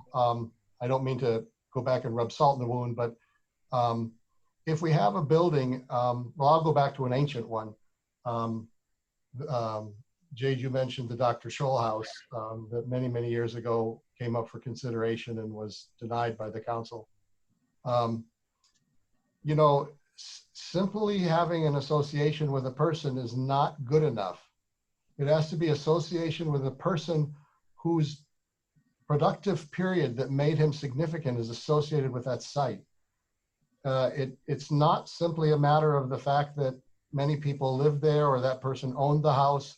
In that particular case on Dr. Scholl, which is ancient history now, you know, the owner opposed it, and we had not made compelling examples about why it was associated. But when you look at it now against what we've now adopted in terms of the guidelines, you may not have been able to make it other than as a reflecting a period in history. So that's the only reason I bring that up. May I reply to that? Sure. So that was a contentious issue for nomination when I was on the board. And I think had that come before us today, it would have gone very differently because the climate had changed. And I would disagree with Ken on a point that even though it wasn't his residence during his significant period, the Dr. Scholl name is still just the same as today as it was then, if not more so. His products are still sold in stores, drugstores, grocery stores nationwide. And the period of significance for most people here is in the retirement, because that's what Palm Springs was. It was a retirement community. But that's not what the national criteria bases it upon, Jade. I'm sorry? That is not what the national criteria bases it upon. They're very clear that when they talk about a person of significance with a building or a site, if it's to meet the criteria associated with persons of significance, it's the national criteria, not just our own, which we've adopted, is a site that's associated with a person who was associated during their productive period in the life for which that made them significant. So I understand what you're saying, and I think it you know, we have a rich history because we have so many Hollywood celebs and others who have been here. But I think, again, it comes back to the question of the quality and the integrity of our historic preservation program. And when you have a city that so many people of great notoriety may have stayed there for a few seasons or something like that, you know, I would worry that it would diminish the overall quality of the program, but that's my opinion. I respect that, Ken. Thank you. One more thing on that house. It was very intact, that Scholl house. The original Ramada was there in the back with the original barbecue. The original roof tiles were there. All of the character defining features were there. The light fixtures, the door handle. So there was more to it than just that. So it was just a different climate at the time. I don't think there was the same level of respect or appreciation that we have today. And I'll just leave it at that. Right. Thank you. Thank you. So board, any other recommendations that we'd like to provide to staff on the ordinance revisions? Seeing none, I want to thank everybody for their input and recommendations. I really appreciate this staff that have this opportunity to have these debates. And it helps us, I think also it strengthens us and helps us to understand different points of view. So this is really greatly appreciated, I know certainly by myself. Well, I'll express a gratitude as well, because, you know, this is the meat and the potatoes. This is the game rules that we have to play by. And, you know, I'm glad that we have a board that's paying attention to this so that I'm not the only one that knows what's in the ordinance. And I appreciate that. So thank you. Mr. Chair, Yes, Ms. Dixon. I'd like to thank staff for the simplicity of reading this ordinance. I mean, it's long and it's involved and there's many changes, but for me, you made it easy to go through and follow what you're trying to tell us and what you're advising us to accept as changes. And thank you. Exactly. So staff, do you have what you need from us to move this forward in a recommendation to City Council? I believe so. Flynn, do you need any other? No, you've been very clear, and so we'll forward those recommendations on to the City Council and appreciate your input. Okay, that's wonderful. If we could have a recap at some point of some of these things, if that's possible. If it's not, I don't want to put any more burden on the staff. So it's only if it's an easy thing to do. If not, I totally understand. So let's move on to discussions and another exciting topic, our annual work plan for 2021. Staff, would you please share the proposed work plan with the board? So in your packet is a memo from me to you, kind of outlining again the way that you guys go about putting together your work plan for the year. And in the past, we've tried to take this on a little bit earlier in the summer. Of course, this year has been a little bit unusual. But in the past, you've looked at the sites that you would be considering for priority sites to pursue. And I have put on the front page of my memo some of the thoughts that you might want to keep in mind as you think about the various candidate sites throughout the city. Those that would further the purpose, those that would be rare, unusual, one of a kind, those that are particularly historically significant but under-recognized or little known by the public, those that are vulnerable or threatened by demolition or redevelopment pressure, and those that through the designation process can become catalysts for economic development or neighborhood improvement.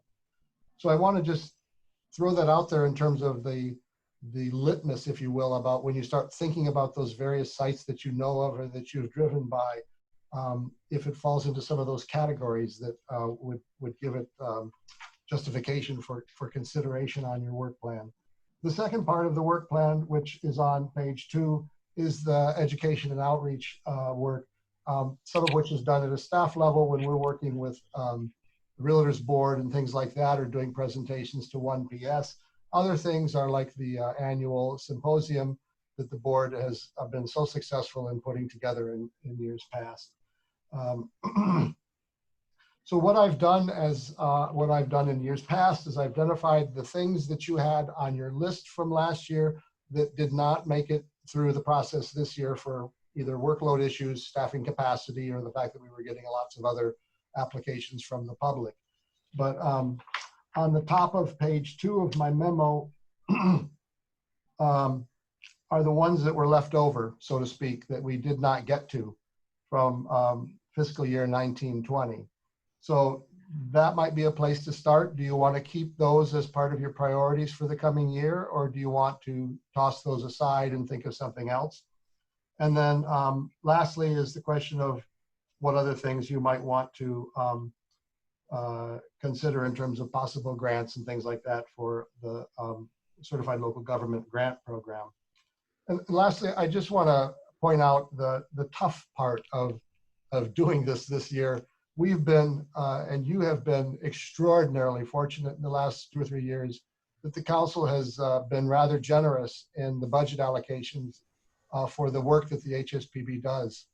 And because of the crisis, the budget crisis that the city is facing, we are facing a substantial reduction in the amount of budget that's been allocated. I believe I've said that it's roughly 2/3 less than what we had before. Also, we've had some staff losses through layoffs and attrition. And as a result, my position of HPO is having to pick up other tasks and responsibilities in the department as well. So we have a little bit less horsepower, a little bit less staffing, and a little bit less money to play with. So I just want to manage your expectations as you look at what you want to take on this next year and how much we can accomplish. I just want to jump in there, and Board Member Rosen, I know you had some comments. As Ken has mentioned, with the fiscal emergency that the city is in, the department will lose 2 members and possibly 3 members of our staff. And that's a significant difference to what is essentially a very small department. In addition, planning is being combined with engineering and building. Number 1, to save costs, but number 2, to give us certain efficiencies in administration and to improve our customer service in the entitlement and permitting process. So as Ken has indicated, it does impact our capacity, unfortunately. While we will retain a historic preservation officer, which I think is absolutely vital to our historic preservation program, he will have to take on other assignments and responsibilities relative to some of the day-to-day processing of applications in the planning sector. In addition, the budget, unfortunately, has also been significantly reduced. We anticipate that should we be able to have large gatherings again at some point within the next fiscal year, we will have money to do a conference as we have done in past years. But we'll have to cut back on the number of historic resource reports that we can do. We'll also cut into our budget for doing the historic markers. So I just wanted you to be aware of some of the challenges that we are facing here because of the city's budget issues. And as Ken has said, that we need to manage expectations. We don't want to commit to things that we won't be able to get to this year just because of the reduction in budget and the reduction in staff. So I just wanted to put that out there for you. And before we take your questions, there are lots of hands are starting to be raised. I just want to clarify what approach we've used in the past, and it's been fairly effective, and I would recommend we try doing this again this year. And that is, as you know, we will be dark through the month of August. The board will not meet now until September. And what we've done is if there are thoughts or ideas that board members have today that you would like to put on the list of candidate projects, we can pull that list together. I then send that out to you via an email, and I show you all of the sites that you have identified, and then I ask you to rank them. And through your individual ranking, which you then send to me, and you say, well, this one is the most important, and then this one is the next most important, and so on. We are then able to get a group of sites that begin to rise to the top, if you will. If there's 4 to 6 sites that we want to keep on the list for a work program for this year, that's how we've made the cut, so to speak. And that's also how we've set up the priority, of which ones we tackle first, second, and third. So I would suggest it's been a pretty effective means of capturing everybody's ideas and then you guys voting on them in terms of prioritization to settle on what might be the top 4 to 6 sites.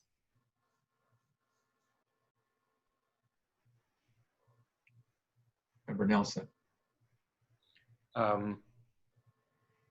So further to the director's comment, I would just like to say I think we are especially lucky and fortunate to have an HPO.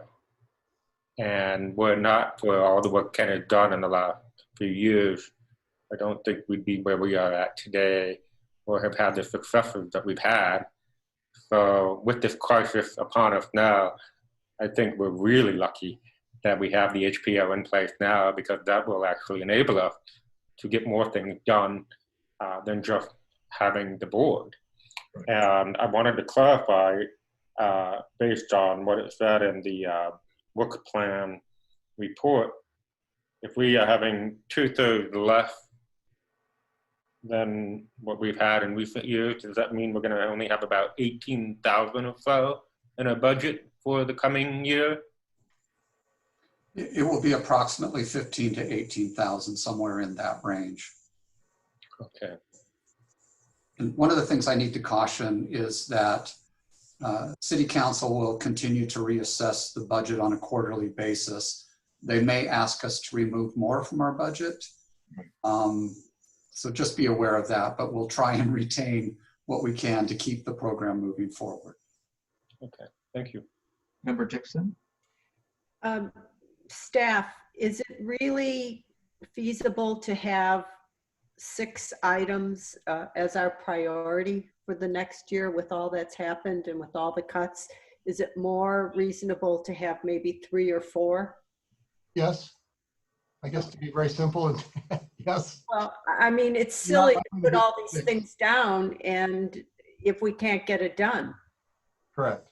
So Managing expectations. yeah, and also out of the $15,000 to $18,000 that we will be allotted, does that include the money that we spend for our Historic Preservation Day? You mean the symposium? Yes. Yes. Yes. Okay. Right. What has that run us in the past? We started with a very modest $2,500. I believe we spent up to about $5,500 last year. So our budget, we've spent more over the last couple of years as we've improved the quality of our program, or the extent of our program, if you will. Right. Okay. Thank you. On that note, for the director, is it illegal or not possible at all to charge admission for that event? We have stayed away from charging admission as it is a city event, and I would discourage that we charge for it. It's something that we do as part of our education program, and we like to make it available to all who may have interest, instead of discouraging some from attending because of a door charge or an admission fee. Member Howe? A question to help supplement the small budget for the symposium. Would it be possible to ask sponsors or underwriters to underwrite the cost of a significant speaker or panelist, or can we think about private contributions that may not be tax deductible but could certainly be helpful, and it's good for marketing for whomever donates it? Could we get some underwriting? Is that something to do? We have to be very careful in that regard, because the Historic Site Preservation Board has certain duties relative to entitlements, that it's difficult for the board to solicit donations, especially where there may be an overlap with individuals who may have applications come before the board. So for that reason, we've always steered clear of doing something like that. The City Council has somewhat broader abilities in being able to do that, and so that's something that perhaps they might undertake. But again, just so that we don't lose time on our discussion this evening, let's not worry about financing per se, but rather let's go ahead and prioritize what you would like to see done this year, rather than worrying about the financing. We will do what we can on our end to make sure that we can continue to administer the program that you put forth for us as staff. Understand that could be an ethics consideration that it, becomes difficult. So thank you. Right. Member Rosenau? A little bit of good news with regards to the list of sites here that we're considering. At the last Palm Springs Preservation Foundation board meeting, PSPF voted on to write and prepare the nomination for the Union Bank building. So PSPF will be taking that project on. That's excellent news. On that note, would it be a good idea to share with the organizations the nominations that we would like to see happen?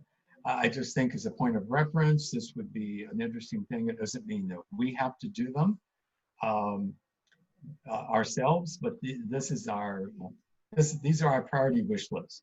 That would be, I agree, that would be great feedback to take back to the organizations. Yeah.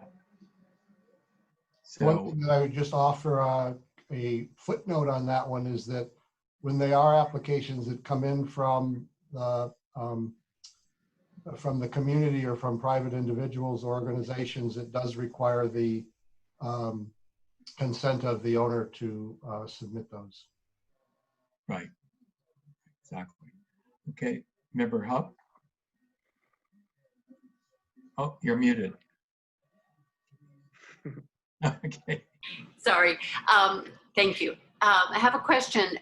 Perhaps you can remind me if we've ever considered or looked into a potentially eligible building, which is the Arthur Elrod office that's at 850 North Palm Canyon Drive, that was constructed in the 1960s, nice modern building. Do you know which building I'm talking about? Has that ever been considered or looked into? Is it potentially eligible? I don't know if it's been reviewed or discussed in the past. I don't know if it's on the class 3 list as a potentially eligible. Right. I can look at that while you guys are discussing here. Okay. And then, but if that was one that you wanted to put on, it has not been considered as part of a work program in the past. Yeah, it was just something that I was thinking of because of all the criteria. I think our value system now, we're looking at things in a different way. So that may be potentially eligible. That's 850 North Palm Canyon. Yeah, Member Nelson. I'm glad Catherine brought that up. That building is either an escrow or about to be sold. And I have done some preliminary research on it in the past, and my records indicated that it was originally designed by John Porter Clark and was the home of Simsarian Plumbing, and was built originally actually in the 30s or 40s, and then was modified in the late 50s, early 60s.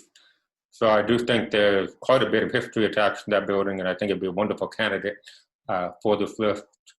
And since I've got the floor, I was just wanting to ask a couple of questions regarding the work plan.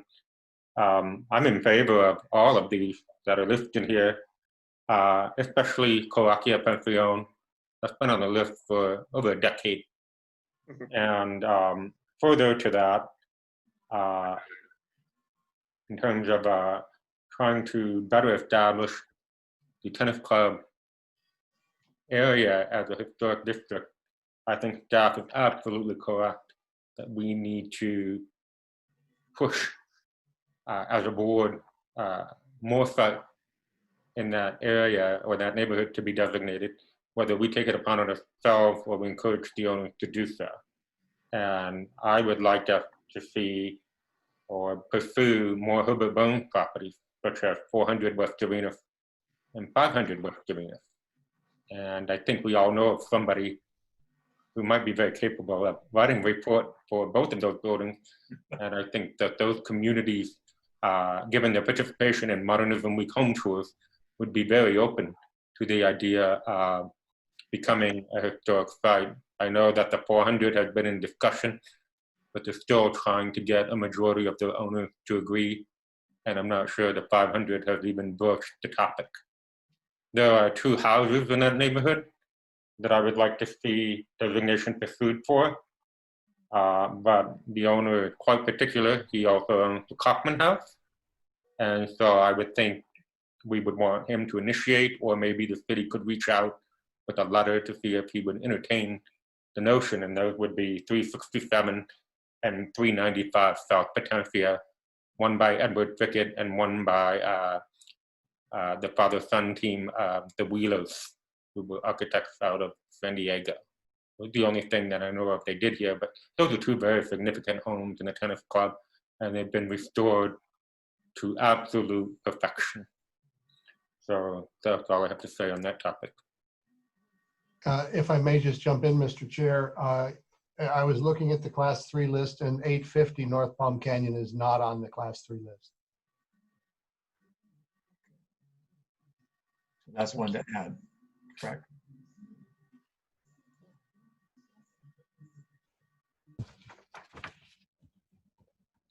Did we say it is on the list or not? What is not? So we need to add it. Right. Agreed.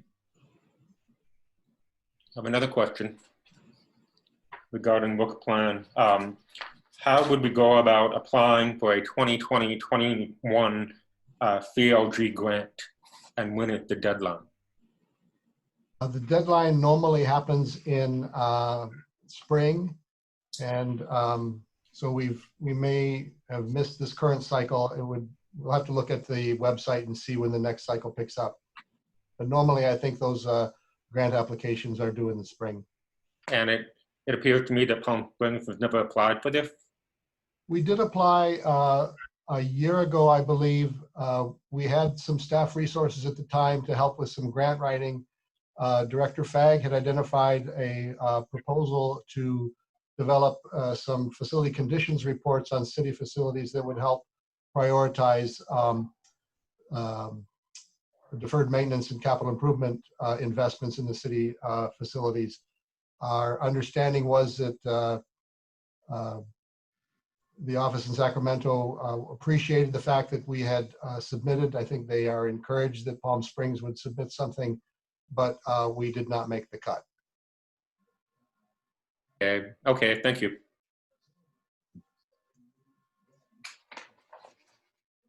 Are there any other sites that just off the top of your head from the time that you've received your packet until today that you might want to have considered to be put on the list?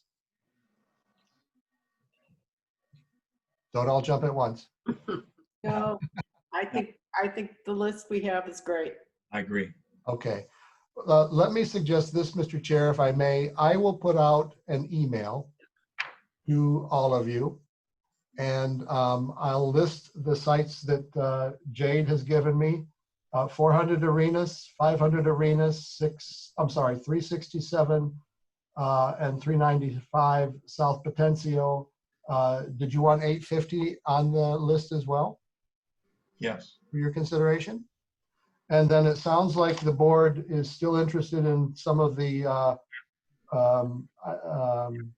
sites that were identified last year. So I'll put those together into a list. I'll send them to you.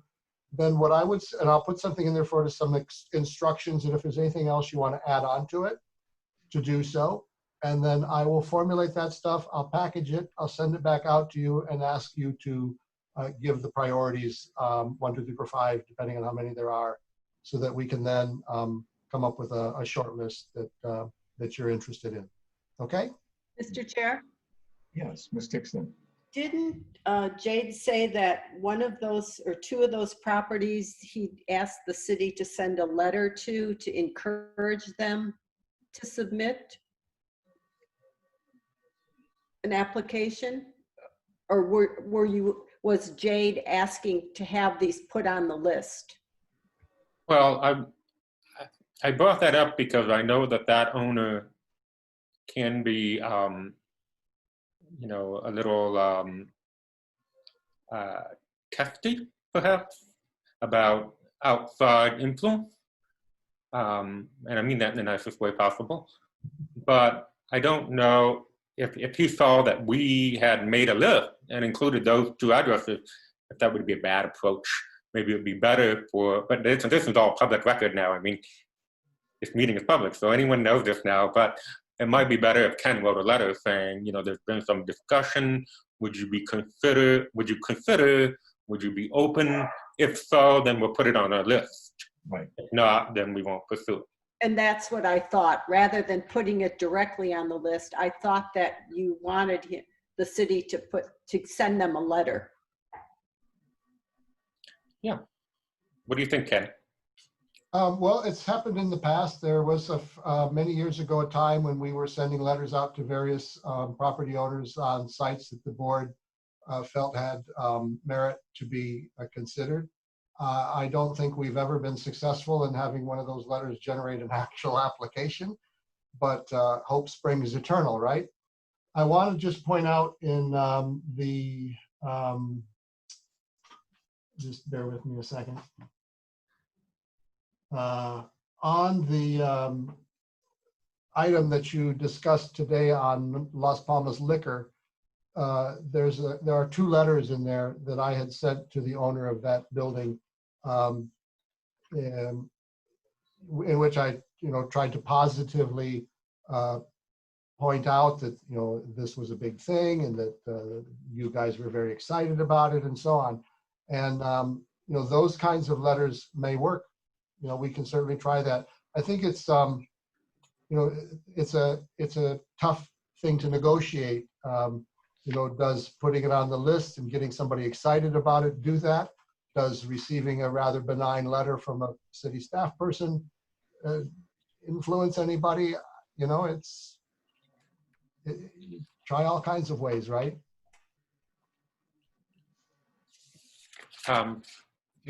May I? So the letter comes from the city, and I know that some people, when they get a letter from the city, they automatically put up their defenses. What is this? They feel like this is very official, and they think maybe it's negative. I've heard that from people, but would it not be proper protocol to have a letter that came from the HSPB that was signed by all of us, in addition to Ken and the director, rather than coming from the city per se, or is it all a moot point?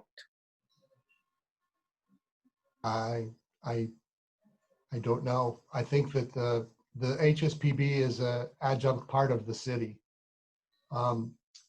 Take a look at I found it here in this report on Las Palmas Liquors. Take a look at my November 19th letter that I wrote to the owner of Las Palmas Liquor. That's the kind of letter that I would suggest, if we do put out, might be the kind of language that we would use. Yeah. There's one dated November 19th, and then there's another one dated June 10th. But the one that went out first on November 19th is the one that might be a reasonable template to use.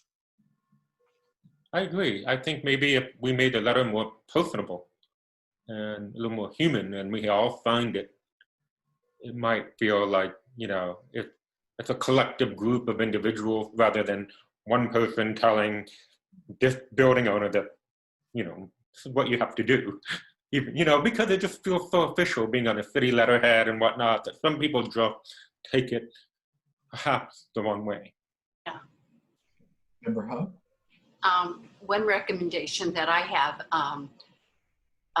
when I knew that Mr. Line was writing a letter to a homeowner that's on this list, I am acquainted with that person. So I wrote them a friendly little handwritten note giving them a warning, friendly, you're going to be getting a letter from the city and we're all excited about this and that.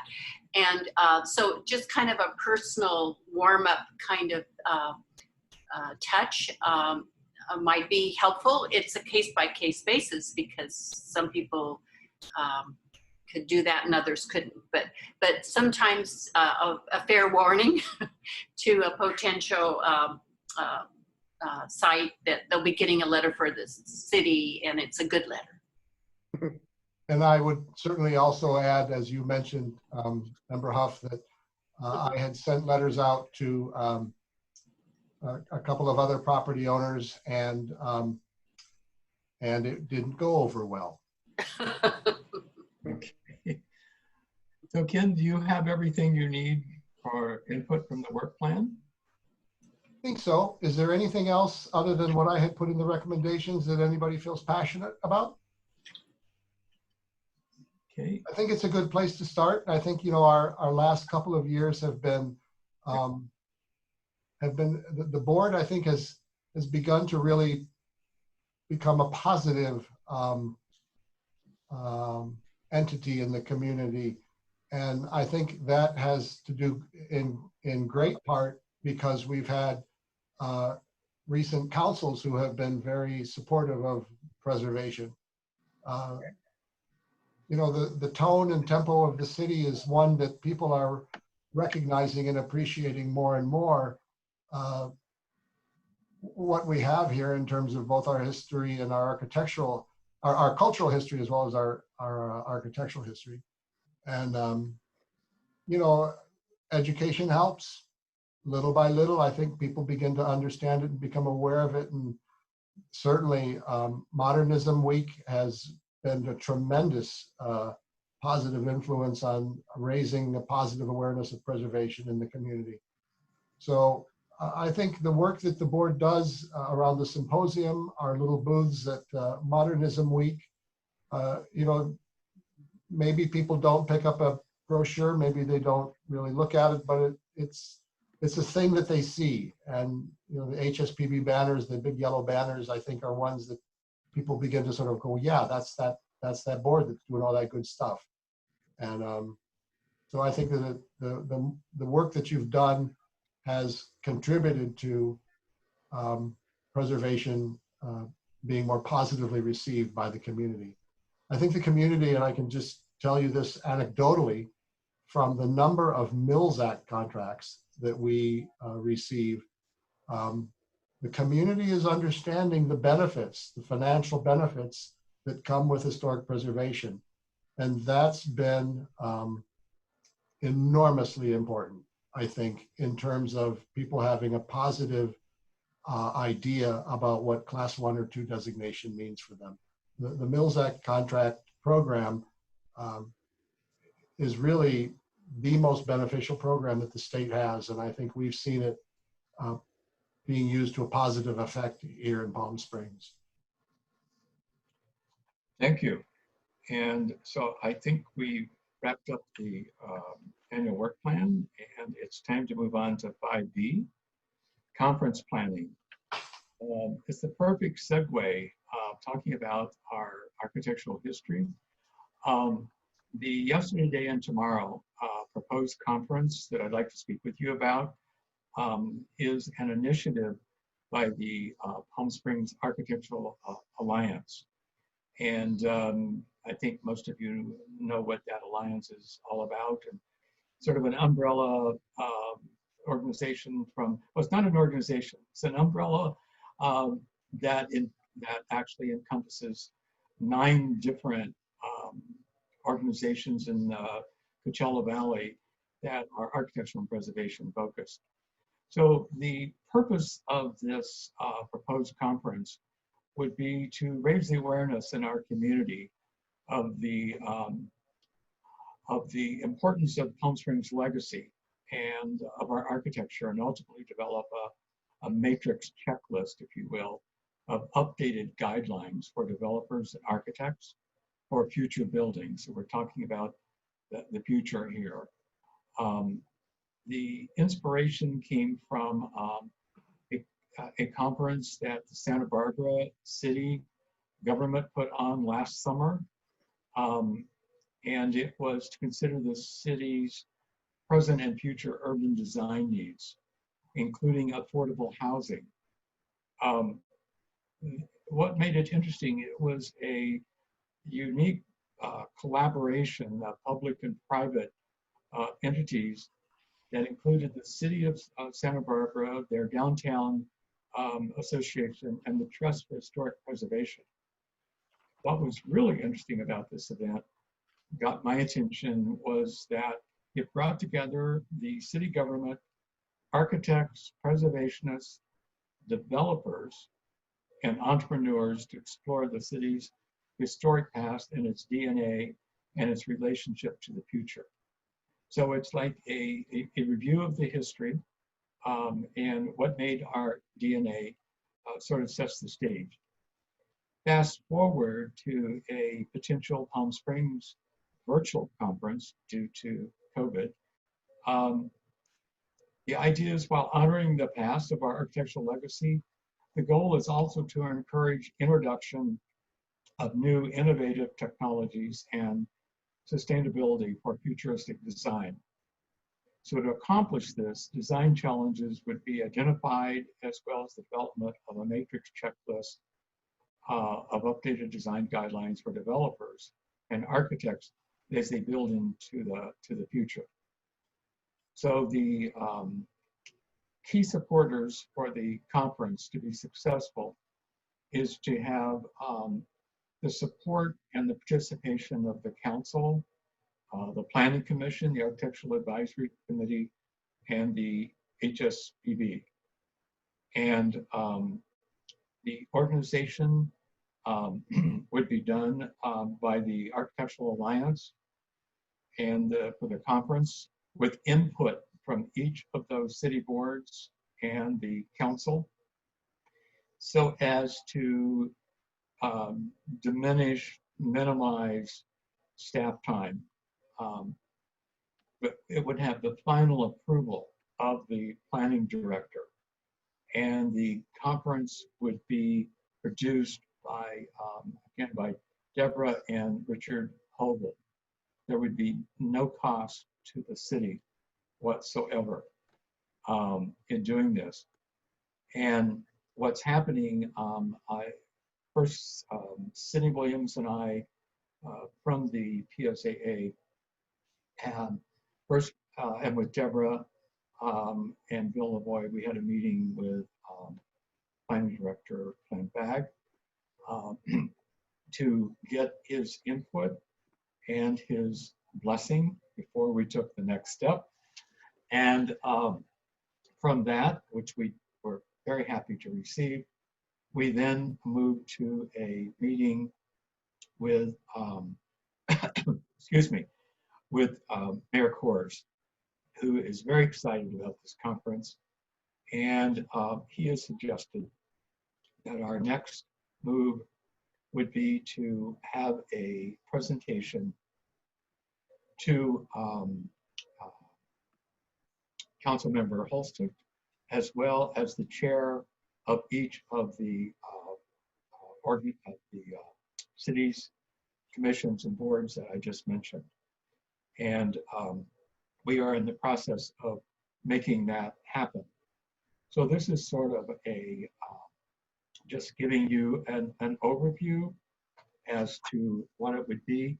But we would be preparing, we at the PSA would prepare a list of proposed topics that we would be then sharing with those commissions and the council for input, and for changes, additions, and there will be a series of presentations and panels for discussion out of all of this.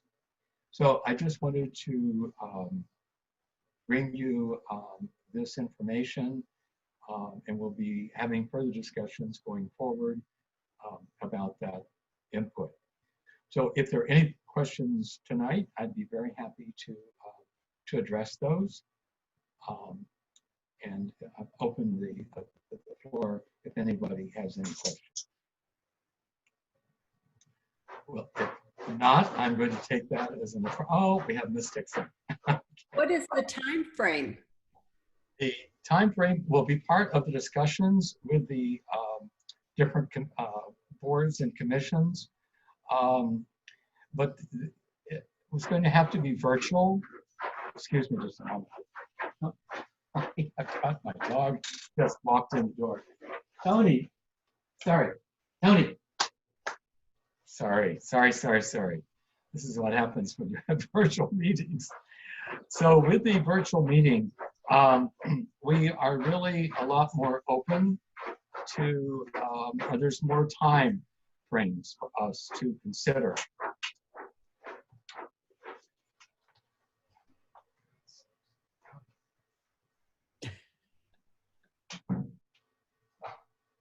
Sorry, we got through the whole meeting without having to deal with that. I had the door closed, but he opened it. So that's the way we would, that would be part of the discussions, Linda, as far as the timing. The great thing about virtual is you're not as dependent on just being in season as much as you would be if it were going to be a live Oh, absolutely.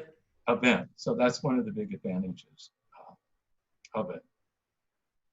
Okay, well, keep us posted. Okay, will do. The next item on our agenda, board comments. So board, any comments? I have one.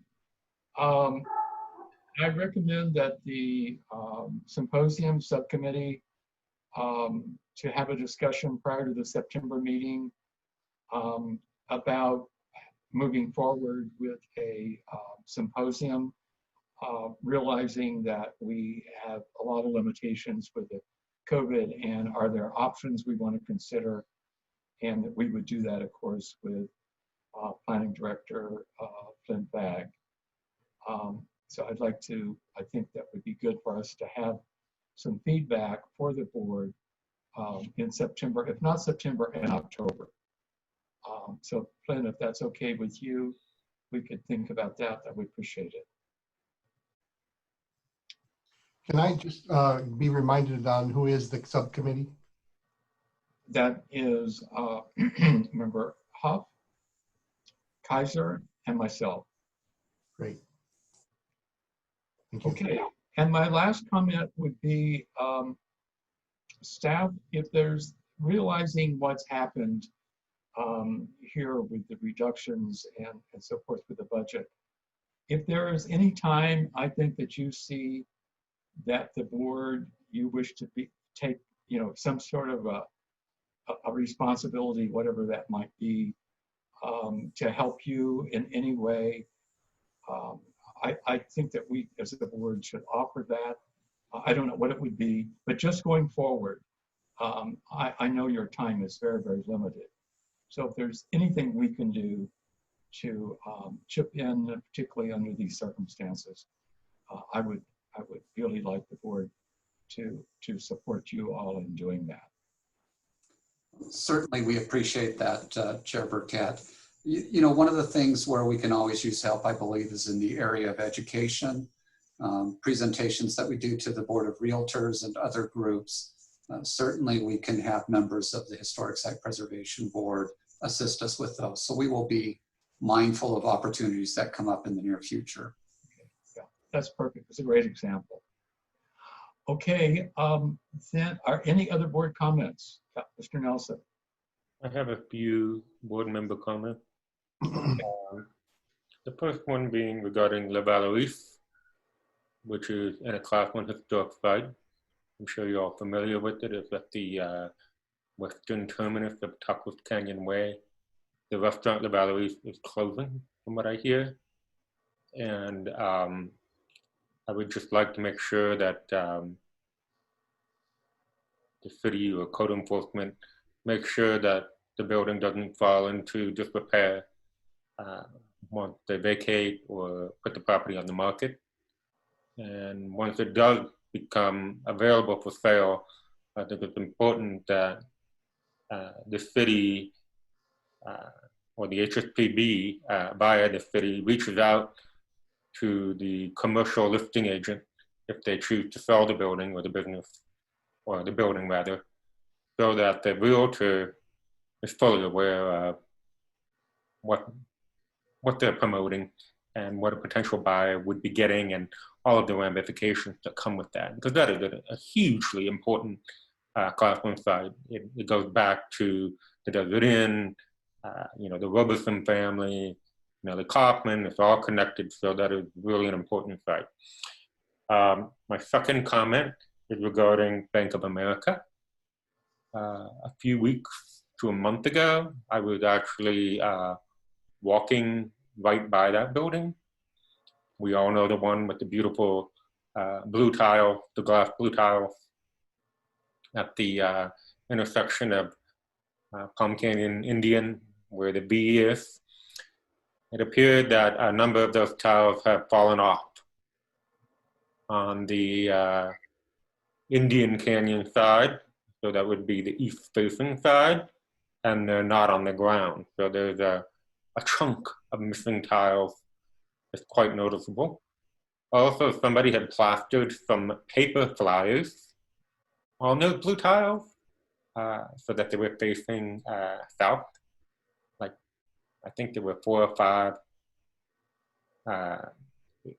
8x10 or larger paper flyers, and a few days later they had been ripped off, leaving behind the glue and the paper. So that needs to be brought to the bank's attention so that they can clean it or whatever. The third item is just a question for staff as to what the cost of, like, the HRG report for the Arenas Lodge and the North Wind report for Las Palmas Liquor. On average, how much do each of those reports cost? Is that something you can share with us? On average, they run about $6,000 to $7,000. Whoa, okay. Wow, had no idea. Amazing, thank you. So that's all as far as me with board member comment. Thank you. Any other comments? All right, then we'll move on to staff comments.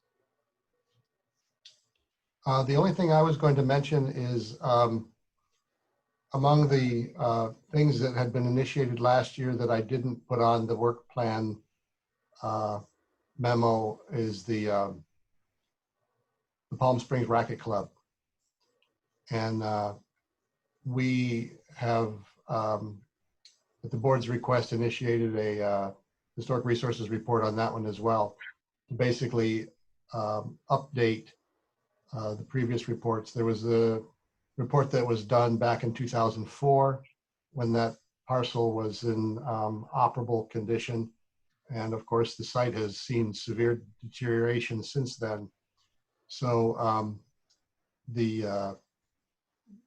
we have a report that's in draft form that we're working on to update the conditions analysis of that site. Any other comments from the staff?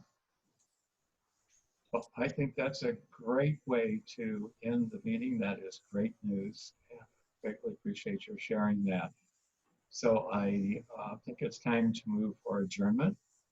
I'd like just to thank everybody again for this incredible board meeting. The Historic Site Preservation Board will adjourn to its regularly scheduled meeting on Tuesday, September the 1st, 2020 at 5:30 p.m. See you all soon. Stay safe. Thank you. Thank you. Thank you. Good night. Okay. Thanks, everybody.